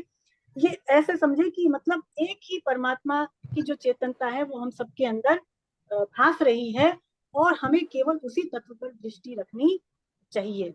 जितनी भी क्रियाएं संसार में हो रही हैं, स्वामी जी कह रहे हैं कि स्थावर जंगम में जितने भी प्राणी हैं, जड़ चेतन जितने भी जीव हैं, इसके अलावा जो उत्पत्ति है, स्थिति है, प्रलय है, और भी जो कुछ इस संसार में हो रहा है वो सारा का सारा प्रकृति में हो रहा है। और ऐसा जो जानता है, ऐसा जो देखता है वो ठीक देखता है। और आगे फिर भगवान कह रहे हैं कि ऐसा जानने वाला उस ब्रह्म को ही प्राप्त कर लेता है, उस ब्रह्म को ही वो प्राप्त कर लेता है। अष्टावक्र जी कहते हैं कि हे राजन, स्वयं को मुक्त मानने वाला मुक्त ही है, और जो बद्ध मानने वाला है वो बंधा हुआ है। जैसे मति वैसी ही गति। यानी अगर हम अपने आप को बंधन में मान रहे हैं तो हम सच में बंधन में ही पड़ जाएंगे, और यदि हम मान ले कि नहीं हम तो मुक्त हैं, तो वास्तव में मुक्ति निश्चित है। स्वामी जी तो यहाँ तक कहते थे कि हमें ऐसा मान लेना चाहिए कि ये हमारा अंतिम जन्म है और हमें इसी जन्म में भगवत प्राप्ति हो गई। ऐसा भी यदि दृढ़ता से मान ले तो हम तत्क्षण मुक्त ही हैं, हमें कोई साधन करने की भी आवश्यकता नहीं है। लेकिन क्या इतनी दृढ़ता हमारे में है? क्या हम इस बात को इतने विश्वास के साथ, इतनी दृढ़ता के साथ कह सकते हैं, मान सकते हैं? नहीं मान सकते। अगर ऐसा मान लें, इस बात को यदि हम स्वीकार कर लें तो हम आज ही मुक्त हैं, अभी ही मुक्त हैं, ऐसा स्वामी जी कहते थे। यहाँ पर एक दृष्टांत है कि एक किसान रोजाना अपनी बैलगाड़ी को लेकर के खेत में जाया करता था। वो क्या करता था कि रोज अपनी बैलगाड़ी को खेत से घर ले जाता था और फिर वो उसी बैलगाड़ी को खेत से घर लाया करता था। उसके पास एक कुत्ता भी था जो उसका पालतू कुत्ता था, तो रोजाना वो भी क्या करता था, उस बैलगाड़ी के नीचे छाया में चला करता था, है ना। ऐसे रोज जाता था। धीरे धीरे कुत्ते को ये लगने लग गया कि बैलगाड़ी चलाने वाला तो मैं ही हूँ, मैं ना हूँ तो ये बैलगाड़ी चले ही ना, ऐसा उसको वहम हो गया। अब एक बार क्या हुआ कि वो अपने मालिक से नाराज हो गया किसी बात पे। तो मालिक से नाराज हो गया तो मालिक के साथ चलने को तैयार ही नहीं हुआ। अब मालिक ने खेत पर काम किया, कुत्ते को बहुत मनाया, शाम हो गई, वो कहता है कि भाई चलो मेरे साथ चलते हैं अपने घर। कुत्ते ने सोचा कि बैलगाड़ी तो मैं ही चलाने वाला हूँ, मेरे बिना ये कैसे घर जाएगा, देखता हूँ ये कैसे बैलगाड़ी को घर ले जाता है। अब मालिक ने बहुत कोशिश की, लेकिन वो माने ही ना। तो उसने क्या किया, खुद ही बैलगाड़ी को जोड़ दिया और घर के लिए वो चल पड़ा, और घर भी वो पहुंच गया। तब कुत्ते को जाकर के ये एहसास हुआ कि सच्चाई क्या है ना। कुत्ते को अपने जीव बने का, यानी अपने जो है वास्तविक स्थिति का उसको फिर एहसास हो गया। तो ऐसे ही कुछ हम भी समझ लेते हैं कि हमारे बिना तो ये शरीर, मतलब हमारे बिना तो संसार चलने वाला ही नहीं है, या हम नहीं होंगे तो फिर ये लोग अथवा जो हमारे लोग हैं उनका काम कैसे चलेगा, ऐसा वहम हमको भी हो जाता है।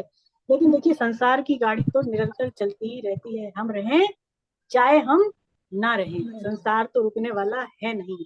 हम ये सोचें अगर कि हमारे बिना किसी का काम नहीं चल सकता तो बड़ी भारी गलतफहमी है हमारी, है ना। हम नहीं भी होंगे तो भी उसका काम चल जाएगा, क्योंकि सबका काम करने वाले, सबको चलाने वाले तो एक परमात्मा ही है। यहाँ पर भगवान कह रहे हैं कि जो उस प्रकृति से जो जिस काल में साधक प्राणियों के अलग अलग भावों को प्रकृति में स्थित देखता है, वो उस प्रकृति से ही उनका विस्तार देखता है, वह काल में वह ब्रह्म को प्राप्त हो जाता है।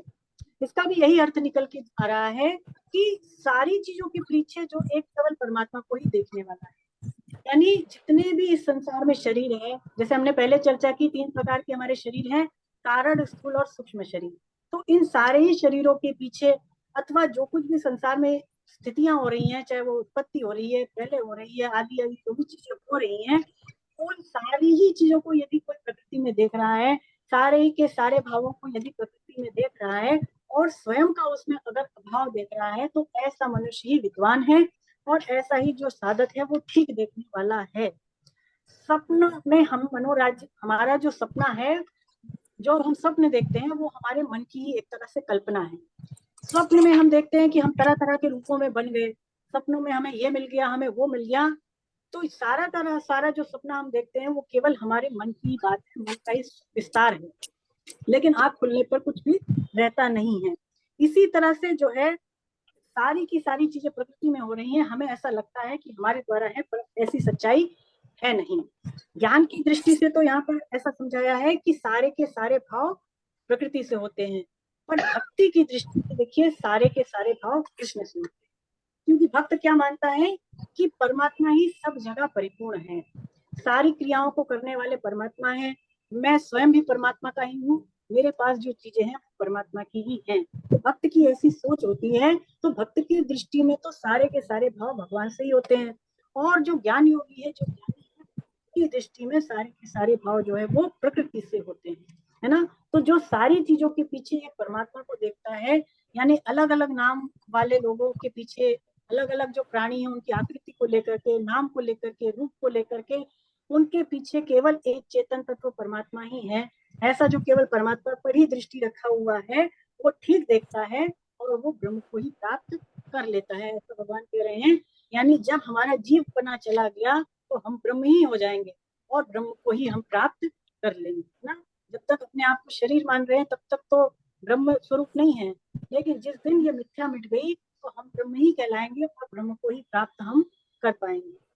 चलिए अब आगे बढ़े, 31 और 32 और 33 पढ़े मंजू जी। हरे कृष्णा मैम। हरे कृष्णा। हरे कृष्णा। हे कुंती नंदन, हे कुंती नंदन, यह पुरुष स्वयं अनादि होने से और गुणों से रहित होने से अविनाशी परमात्म स्वरूप ही है। यह शरीर में रहता हो भी न करता है और न लिप्त होता है। जैसे सब जगह व्याप्त आकाश अत्यंत सूक्ष्म होने से कहीं भी लिप्त नहीं होता, ऐसे ही सब जगह परिपूर्ण आत्मा किसी भी देह में लिप्त नहीं होता। हे भरत वंशोद्भव अर्जुन, जैसे एक ही सूर्य इस संपूर्ण संसार को प्रकाशित करता है, ऐसे ही क्षेत्रज्ञ संपूर्ण क्षेत्र को प्रकाशित करता है। हरे कृष्ण। हरे कृष्णा। हरे कृष्ण। तो देखिए अब भगवान यहाँ पर फिर बता रहे हैं कि पुरुष और प्रकृति सर्वथा अलग है ना। यही बात भगवान अभी श्लोकों में भी बता रहे हैं। अगले दो श्लोक जो आएंगे उसमें भगवान ने आत्मा के भोक्तापन और कर्तापन का अभाव बताया है। आत्मा में कर्तापन या भोक्तापन नहीं है, ये बात भगवान आगे के 2 श्लोकों में अब बता रहे हैं। तो देखिए आत्मा जो है वो अनादि है, पुरुष जो है वो अनादि है। अनादि का मतलब क्या कि इसका जन्म नहीं होता, इसका जन्म नहीं होता। फिर भगवान कह रहे हैं कि गुणों से रहित है, तीनों जो गुण है वो भी आत्मा में नहीं है। आत्मा क्या है? निर्गुण है। आत्मा अव्यय भी है। अव्यय क्यों कहा? क्योंकि ये कभी भी घटती बढ़ती है नहीं, देश काल के अनुसार इसमें से कुछ भी खर्च भी नहीं होता और ये सदैव सदैव एज इट इज रहती है, ज्यों की त्यों रहती है आत्मा पुरुष। तो इसीलिए इसको जो है अव्यय भी कहा है।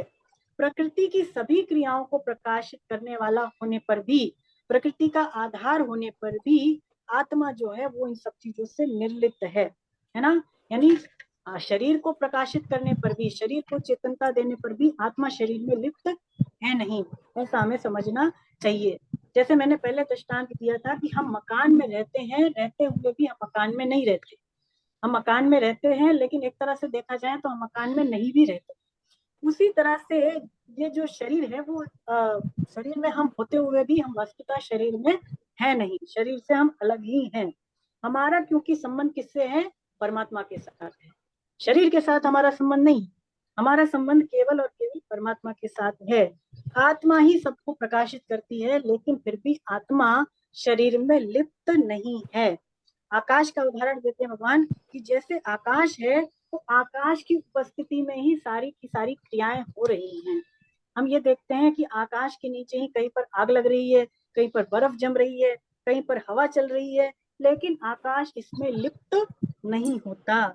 ऐसे ही जो 4 महाभूत और हैं, पृथ्वी जल वायु तेज, इन 4 महाभूतों का जो आधार है वो भी आकाश ही है। और आकाश अत्यंत सूक्ष्म भी माना जाता है। जैसे भगवान कह रहे हैं आकाश अत्यंत सूक्ष्म है। आकाश अत्यंत सूक्ष्म होने के कारण इससे भी वो निर्विकार है।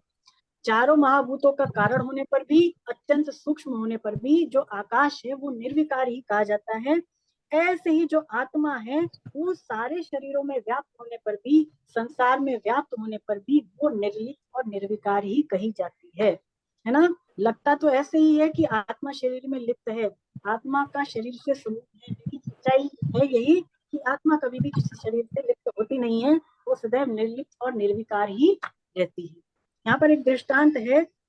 एक ऊंट का व्यापारी होता है, उसके पास 19 ऊंट होते हैं। तो वो ये सोचता है कि मैं अपने वसीयत का बंटवारा कर दूं। उसके 2 लड़के और 1 लड़की होते हैं। तो वो ये सोचता है कि मैं अपनी जायदाद अपने बच्चों में बांट दूं। तो उसने अपने वसीयत लिख दी। अब जब वो मरा तो उसकी वसीयत खोली गई। तो वसीयत में ऐसा लिखा था कि जो मेरी संपत्ति है उसका आधा भाग तो मेरे बड़े लड़के को दे दिया जाए, और उसका जो 1/4 भाग है वो मेरे पुत्र को, दूसरे पुत्र को दे दिया जाए, और इसका जो पूरी संपत्ति का 5वां हिस्सा है वो मेरी पुत्री को दे दिया जाए। तो लोग बड़े ही आश्चर्य में पड़ गए, बड़े ही परेशानी में पड़ गए कि भला ऊँटों का बंटवारा कैसे हो, 19 ऊँट है तो ऊँट के टुकड़े तो कर नहीं सकते, तो बंटवारा हो तो कैसे हो। सब बड़े ही परेशान। तो उसी समय उसी जो ऊँट वाला था उसका एक गहरा मित्र एक ऊँट पर बैठ करके वहां आता है, और वो ये कहता है कि मैं तुम्हारी समस्या का समाधान कर सकता हूँ। तो उसने क्या किया, अपना जो ऊँट जिस पर वो बैठ करके आया था उसने अपना ऊँट भी उन्हीं 19 ऊँटों में मिला दिया, और जब 20 हो गए ऊँट तब तो बंटवारा करना मुश्किल था ही नहीं, है ना। 20 से तो आसानी से गुणा किया जा सकता है। तो फिर उसने जो है सारे के सारे ऊँटों को उनके बच्चों में बांट दिए, और जो बाकी ऊँट बचे वो उसको अपने साथ लेकर के चला गया। तो यहाँ पर ऐसा समझे कि जो 20वां ऊँट था वो आत्मा ही है। आत्मा ही सब चीजों का कारण है, आत्मा के बिना कुछ होना संभव नहीं है, लेकिन फिर भी आत्मा जो है वो इनसे निर्लिप्त है। आत्मा इन चीजों से निर्लिप्त है, शरीर संसार से निर्लिप्त है। भगवान यहाँ पर कह रहे हैं कि जैसे एक ही सूर्य सारे संसार को प्रकाशित करता है, ऐसे ही एक ही आत्मा सारे शरीरों को प्रकाशित करती है। इसको कैसे समझे, ये आत्मा अलग अलग शरीरों में जाती ही है ना। एक ही शरीर में थोड़ी हमेशा रहती है, अलग अलग शरीरों के साथ क्योंकि वो जाती है तो आत्मा हमें अलग अलग लगती है कि आत्मा इसमें तो अलग है, उस व्यक्ति में अलग है, उसमें अलग है, लेकिन ऐसा है नहीं। जैसे मान लीजिए हमारे पास गंगा जल है, और गंगा जल को हम किसी रंगीन बोतल में भरते हैं तो गंगा जल भी उसी कलर का दिखाई देगा। नीली पीली लाल आदि बोतलों में आप गंगा जल भर दें तो गंगा जल भी हमें वैसा ही लगेगा। तो ऐसे ही जो शरीर है, उस जिस भी शरीर के में आत्मा जो जाती है तो हमें लगता है कि वो शरीर ही वो आत्मा है ना। लेकिन ऐसा है नहीं, शरीर अलग है, आत्मा अलग है। जैसे एक सूर्य ही सारे संसार को प्रकाशित करता है, ऐसे ही स्वामी जी कहते हैं कि एक ही जो आत्मा है वो सारे शरीरों को प्रकाशित करती है। क्यों करती है, क्योंकि चेतन तत्व तो एक ही है। तो ऐसे ही एक शारीर आत्मा सारे शरीरों को प्रकाशित करती है, लेकिन फिर भी वो किसी क्रिया की कर्ता नहीं बनती। क्रियाओं की कर्ता जो है वो प्रकृति ही है, आत्मा उसमें कर्ता नहीं बनती। देखिए सूर्य के नीचे सारी क्रियाएं हो रही हैं, सारे कर्म हम सूर्य के नीचे ही कर रहे हैं, है ना। सूर्य के नीचे स्वामी जी कहते हैं चाहे कोई ब्राह्मण वेद का पाठ करे, और चाहे कोई व्याध यानी जो शिकारी है वो पशु का वध करे, चाहे और भी जो भौतिक क्रियाएं हैं संसार में हो रही हैं वो भी सूर्य के नीचे ही हो रही हैं। पर सूर्य का प्रकाश इसमें कारण और कर्ता नहीं बनता। सूर्य का प्रकाश जो है इससे निर्लिप्त ही रहता है। करने की जिम्मेदारी उस पे होती है जिसपे कुछ करने की सामर्थ्य हो। पुरुष के बिना प्रकृति कोई कार्य कर नहीं सकती, और कुछ करने की जिम्मेदारी भी पुरुष पर इसलिए हो नहीं सकती। हमारा जो स्वरूप है यानी हम जो आत्मा है वो कैसे हैं, निर्लिप्त हैं, करता है, हम अपने आप में पूर्ण हैं, हमारे में कोई चीज की कमी है नहीं। और अपने आप को कर्ता मान लेना, प्रकृति के क्रियाओं के द्वारा, प्रकृति के द्वारा जो क्रियाएं हो रही हैं, यदि हम उसमें अपने आप को कर्ता मान रहे हैं, तो ये उसी तरह से है जैसे घड़े से, कोई घड़ा कीचड़ से भरा हो और उस घड़े के द्वारा हम आकाश को गंदा मान लें, घड़े से भरे कीचड़ से आकाश का गंदा मान लें, गंदा होना मान लें, या फिर यदि सूर्य का प्रतिबिंब हमें जल में दिखाई दे और इससे हम सूर्य को ही गीला मान लें, तो क्या ऐसा हो सकता है? बताएं, क्या नहीं यदि हो सूर्य का सकता, प्रतिबिंब जल में दिखाई दे रहा है तो सूर्य गीला हो जाएगा क्या? नहीं नहीं होगा। हो सकता, ऐसे नहीं। ही ऐसे ही आत्मा जो है वो सारे शरीरों में स्थित होने पर भी उसमें स्थित नहीं है, वो इन सब चीजों से निर्लिप्त और निर्विकार ही है ना। तो इसको जो है इतनी आसानी से बात बैठती नहीं है, लेकिन देखिए भगवान बार बार ये बात कह रहे हैं, पहले भी कह चुके हैं, तो इसको जो है हम इस पर विचार करें, हम इसको जो है केवल मानने का संकल्प लें, मानने के लिए इसको तैयार हो जाएं। तो मानेंगे तो धीरे धीरे जो है, जब अभ्यास करेंगे, साधन करेंगे, तो ये अनुभव में भी आती हैं चीजें। जीवन मुक्त पुरुषों की तो आ ही चुकी हैं, है ना, जो संत है, महात्मा है, ये लोग तो इस चीज को अनुभव कर लिए, लेकिन अभी तो हम केवल पढ़ रहे हैं, आसानी से समझ में नहीं आ रहा है। लेकिन वास्तविकता यही है, जैसे भगवान गीता में कह रहे हैं कि हम सर्वथा, जो पुरुष है वो प्रकृति से अलग ही है। अब देखिए ये लास्ट श्लोक है, इसमें भगवान ने जो ये बताया कि जो क्षेत्रज्ञ को अलग अलग जान लेता है, उसका क्या फल उसको मिलता है, तो इसको भगवान अब बता करके इस अध्याय का, इस श्लोक का उपसंहार करते हैं। तो अब मैं, आप लोग जाएं, एम.के. गुप्ता सर से निवेदन करूंगी कि वो पढ़ें। मंजू जी आप जाएं, एम.के. गुप्ता जी आप पढ़ें लास्ट श्लोक। हरे कृष्णा। हरे कृष्णा सर।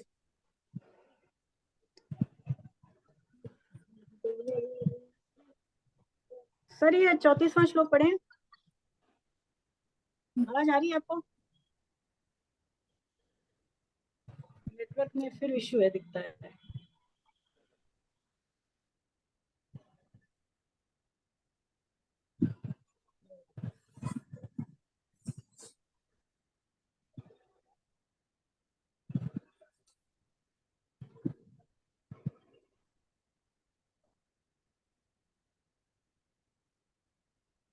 तो मुझे पता नहीं चल रहा है कि आप सुन पा रहे हैं कि नहीं। तो ये अंतिम श्लोक है, हम इसको पढ़ेंगे। हरे कृष्णा। क्षेत्र क्षेत्रज्ञयोरेवमन्तरं ज्ञानचक्षुषी भूत प्रकृति मोक्षं च ये विदुर्यान्ति ते परम। इस प्रकार जो ज्ञान रूपी नेत्रों से क्षेत्र और क्षेत्रज्ञ की विभाग को तथा कार्यकरण सहित प्रकृति से स्वयं को अलग जानते हैं, वे परमात्मा को प्राप्त हो जाते हैं। तो देखिए इस श्लोक में पुनः ज्ञान, क्षेत्र और क्षेत्रज्ञ की परिभाषा आई इस वाले श्लोक में। तो यहाँ पर क्या बताया, क्षेत्र कैसा है, तो क्षेत्र किसको कहा है? क्षेत्र जो है, जो अनंत ब्रह्मांड है, और अनंत ब्रह्मांड में जो कुछ भी क्रियाएं हो रही हैं, इसके अलावा जो मूल प्रकृति है, जिसको कि महत ब्रह्म भी पहले कहा, जन्मदात्री भी कहा, मूल प्रकृति और उसमें जो होने वाले विकार हैं, ये सारी चीजें मिलकर के क्षेत्र कहलाती हैं। ब्रह्मांड और उसमें होने वाली क्रियाएं, मूल प्रकृति और उसके जो विकार हैं, ये सारी चीजें क्षेत्र कहलाती हैं। और इन क्षेत्र के साथ हमारा कोई संबंध है नहीं, हम सदैव इससे जो है संबंध रहित है। इसको जान लेने वाला ही क्षेत्रज्ञ है। क्षेत्र को जानने वाला कौन? वो क्षेत्रज्ञ है। फिर भगवान कह रहे हैं ज्ञान रूपी नेत्रों के द्वारा क्षेत्र और क्षेत्र के विभाग को अलग अलग जानना। ज्ञान रूपी नेत्र का मतलब क्या है कि जिसने विवेक को महत्व देकर के सत असत, नित्य अनित्य, देह देही आदि को जो अलग अलग जान लिया, जिसका विवेक जागृत हो जाता है, वो फिर देह देही और नित्य अनित्य और सत असत को फिर अलग अलग अनुभव कर पाता है। और ऐसा अनुभव करने वाला ही ज्ञान रूपी नेत्र वाला कहलाता है, यानी विवेक चक्षु वाला वो कहलाता है। वास्तविक बोध जब हो जाता है, देखिए कि हम शरीर से अलग हैं, ऐसा जब स्वामी जी कहते हैं हमें वास्तविक बोध हो जाता है, तो फिर प्रकृति और उसके कार्य से हमारा संबंध विच्छेद हो जाता है। जब ये हम जान जाते हैं कि हम तो शरीर नहीं, हम तो आत्मा है, तो फिर जो शरीर में होने वाली क्रियाएं हैं अथवा जो शरीर है, उससे हमारा संबंध नहीं रह जाता। और अलगाव अनुभव होने पर स्वामी जी कहते हैं कि परमात्मा की फिर प्राप्ति भी हो जाती है, क्योंकि उसकी दृष्टि में, फिर जीव की दृष्टि में चिन्मय तत्व के सिवा और कोई दूसरी सत्ता नहीं रह जाती। ज्ञान होने पर सत्ता केवल परमात्मा की है, ये बात समझ में आ जाती है। स्वामी जी एक दृष्टांत देते हैं कि देखिए, मान लीजिए ये कोई कमरा है और कमरे में चारों तरफ अंधेरा कर दिया जाए, या एक मकान है, कमरा नहीं मकान है, मकान में मान लीजिए चारों तरफ अंधकार है। ये दृष्टांत इसमें नहीं है, पुस्तक में नहीं है ना। तो उस कमरे में उस मकान में मान लीजिए अंधेरा है और कोई ऐसा बात फैला दे कि इस मकान में तो प्रेत है, इस मकान में भूत है, तो यदि वहां पर प्रेत नहीं भी होगा तो हमें ऐसा वहम हो जाएगा कि इस मकान में प्रेत तो है ही, ऐसा वहम हो जाएगा। और स्वामी जी कहते हैं कि लेकिन कोई साहसी व्यक्ति जब अगर आए और उस मकान में प्रकाश कर दे, तो क्या बताइए, वहां पर प्रेत का वहम रह जाएगा? नहीं रह जाएगा। क्या कोई भय रह जाएगा? फिर वहां पर भय भी नहीं रह जाएगा। स्वामी जी कहते हैं कि अंधेरे में व्यक्ति धीरे धीरे चलता है। क्यों धीरे धीरे चलता है? क्योंकि उसे लगता है कहीं मैं गिर ना जाऊं, कहीं मुझे चोट न लग जाए, कहीं मुझे सांप बिच्छू ना काट ले, कहीं चोर डाकू मुझे लूट ना ले। इस तरह से उसको भय रहता है अंधेरे में। लेकिन प्रकाश होते ही सारा का सारा जो भय है उसका वो तत्काल मिट जाता है। ऐसे ही स्वामी जी कहते हैं कि जब तक हम परमात्मा से विमुख हैं तब तक हमें अंधकार रूपी संसार दिखाई दे रहा है, तब तक ही सारे भय हैं, तब तक ही सारा वहम है। लेकिन जैसे ही तत्व ज्ञान हो गया, जैसे ही बोध हो जाता है, तो फिर जो है ना अंधकार रह जाता है, न भय रह जाता है, केवल और केवल परमात्मा ही शेष रह जाते हैं। स्वामी जी कहते हैं प्रकाश को तो फिर भी कहीं से लाना पड़ता है, लेकिन परमात्मा तो सब जगह परिपूर्ण ही है। सब देश काल व्यक्ति वस्तु में परमात्मा पूरे के पूरे समाये हुए हैं। तो इस तरह से जब हम जान लेते हैं तो फिर जो है हम अपने स्वरूप का अनुभव कर पाते हैं, है ना। यहाँ पर एक दृष्टांत है कि जैसे अभिमन्यु थे, तो अभिमन्यु के जो पिता है, देखिए वो कौन है? कौन है अभिमन्यु के पिता? अर्जुन, है ना। अभिमन्यु के पिता अर्जुन थे और भगवान श्री कृष्ण उनके क्या लगे? भगवान श्री कृष्ण उनके मामा लगे। और उनका जो विवाह करवाया था वो किसने करवाया? वेद व्यास, स्वयं जो भगवान थे वेद व्यास जी ने ही उनका विवाह संस्कार भी कराया था। ऐसे जो महान अभिमन्यु थे, जो कि इतने महान योद्धा थे, ऐसे पुत्र थे वो, भगवान उनके जो है रिश्तेदार थे, उन अभिमन्यु को भी मृत्यु ने अपनी गोद में ले लिया, अर्थात मृत्यु ने उनका वरण कर लिया, है ना। लेकिन जब हम इस नॉलेज को हासिल कर लेते हैं, क्षेत्र के ज्ञान को प्राप्त कर लेते हैं, तो फिर मृत्यु हो जाने पर भी हमारी मृत्यु नहीं होती, फिर हम जीते जी मृत्यु पर विजय प्राप्त कर लेते हैं। ऐसा ये दिव्य ज्ञान है, गीता का ज्ञान है कि इसको यदि कोई प्राप्त कर ले, इसको यदि कोई धारण कर ले, तो वो जीते जी ही मुक्त हो जाता है। और ऐसा गीता का ज्ञान जो है हमें भगवान की कृपा से प्राप्त हो रहा है, गीता माता की कृपा से प्राप्त हो रहा है। ये जो है हम अपने ऊपर बड़ी ही जो है भगवान इस कृपा को हम अनुभव करें ना। अगर ऐसा इस गीता के ऊपर अमृत का पान करते रहेंगे, भगवान की वाणी का पान करते रहेंगे, तो फिर मृत्यु का भी भय नहीं रहेगा और हम इस जीवित अवस्था में ही भगवत प्राप्ति कर पाएंगे। हरे कृष्ण हरे कृष्ण हरे कृष्ण हरे कृष्ण। देखिए, ये जो अध्याय है अथवा ये जो बातें हैं ये बड़ी गहरी है ना। इसमें जो व्याख्याएं भी हैं वो इतनी स्पष्ट समझ में नहीं आती हैं। हालांकि इतने वर्षों के बाद पढ़ाने पर भी मुझे स्वयं ये चीजें अभी तक जो है डाउट पैदा करती है। बहुत ज्यादा क्लैरिटी मेरे में भी अभी नहीं आई है, जबकि मुझे तो 7-8 साल हो गए इस चीज को पढ़ते। फिर भी ये विषय ऐसा है, बड़ा जटिल है, आसानी से बैठता नहीं है। तो आप भी जो है अभी पहली बार सुन रहे हैं, जो साधक अथवा जो दूसरी तीसरी बार भी सुन रहे हैं, तो ऐसा नहीं समझे कि ये जो है इम्पॉसिबल चीज है, असंभव चीज है, नहीं हो सकती, नहीं जान सकते या समझ सकते, अनुभव में नहीं ला सकते, ऐसी बात है नहीं। हम पढ़ते रहेंगे, अभ्यास करते रहेंगे, स्वाध्याय करते रहेंगे, गीता क्लास में आते रहेंगे, तो निश्चित रूप से ये जो बातें भगवान की हमारे जो है जहन में, हमारे अंदर बैठ जाएंगी, है ना। और हम जो है इसको छोड़े नहीं। मेरा ये निवेदन है कि भले ही अध्याय थोड़े टफ है, ज्ञान की बातें भगवान बता रहे हैं, तो इनको हम भले ही जितना समझ पा रहे हैं उतना समझे, इनको महत्व दें और लगातार जो है इसको हम सुनते रहें, कोई ये जो चीजें हैं वो आगे क्लियर होती जाए। हरे कृष्ण हरे कृष्ण हरे कृष्ण। आपके कोई डाउट हो इस अध्याय को लेकर के तो पूछ लें, क्षेत्रज्ञ विभाग योग के विषय में। नहीं मैम, बहुत अच्छा पढ़ा है, बहुत अच्छी तरह समझा दिया आपने। इस बार जो मैंने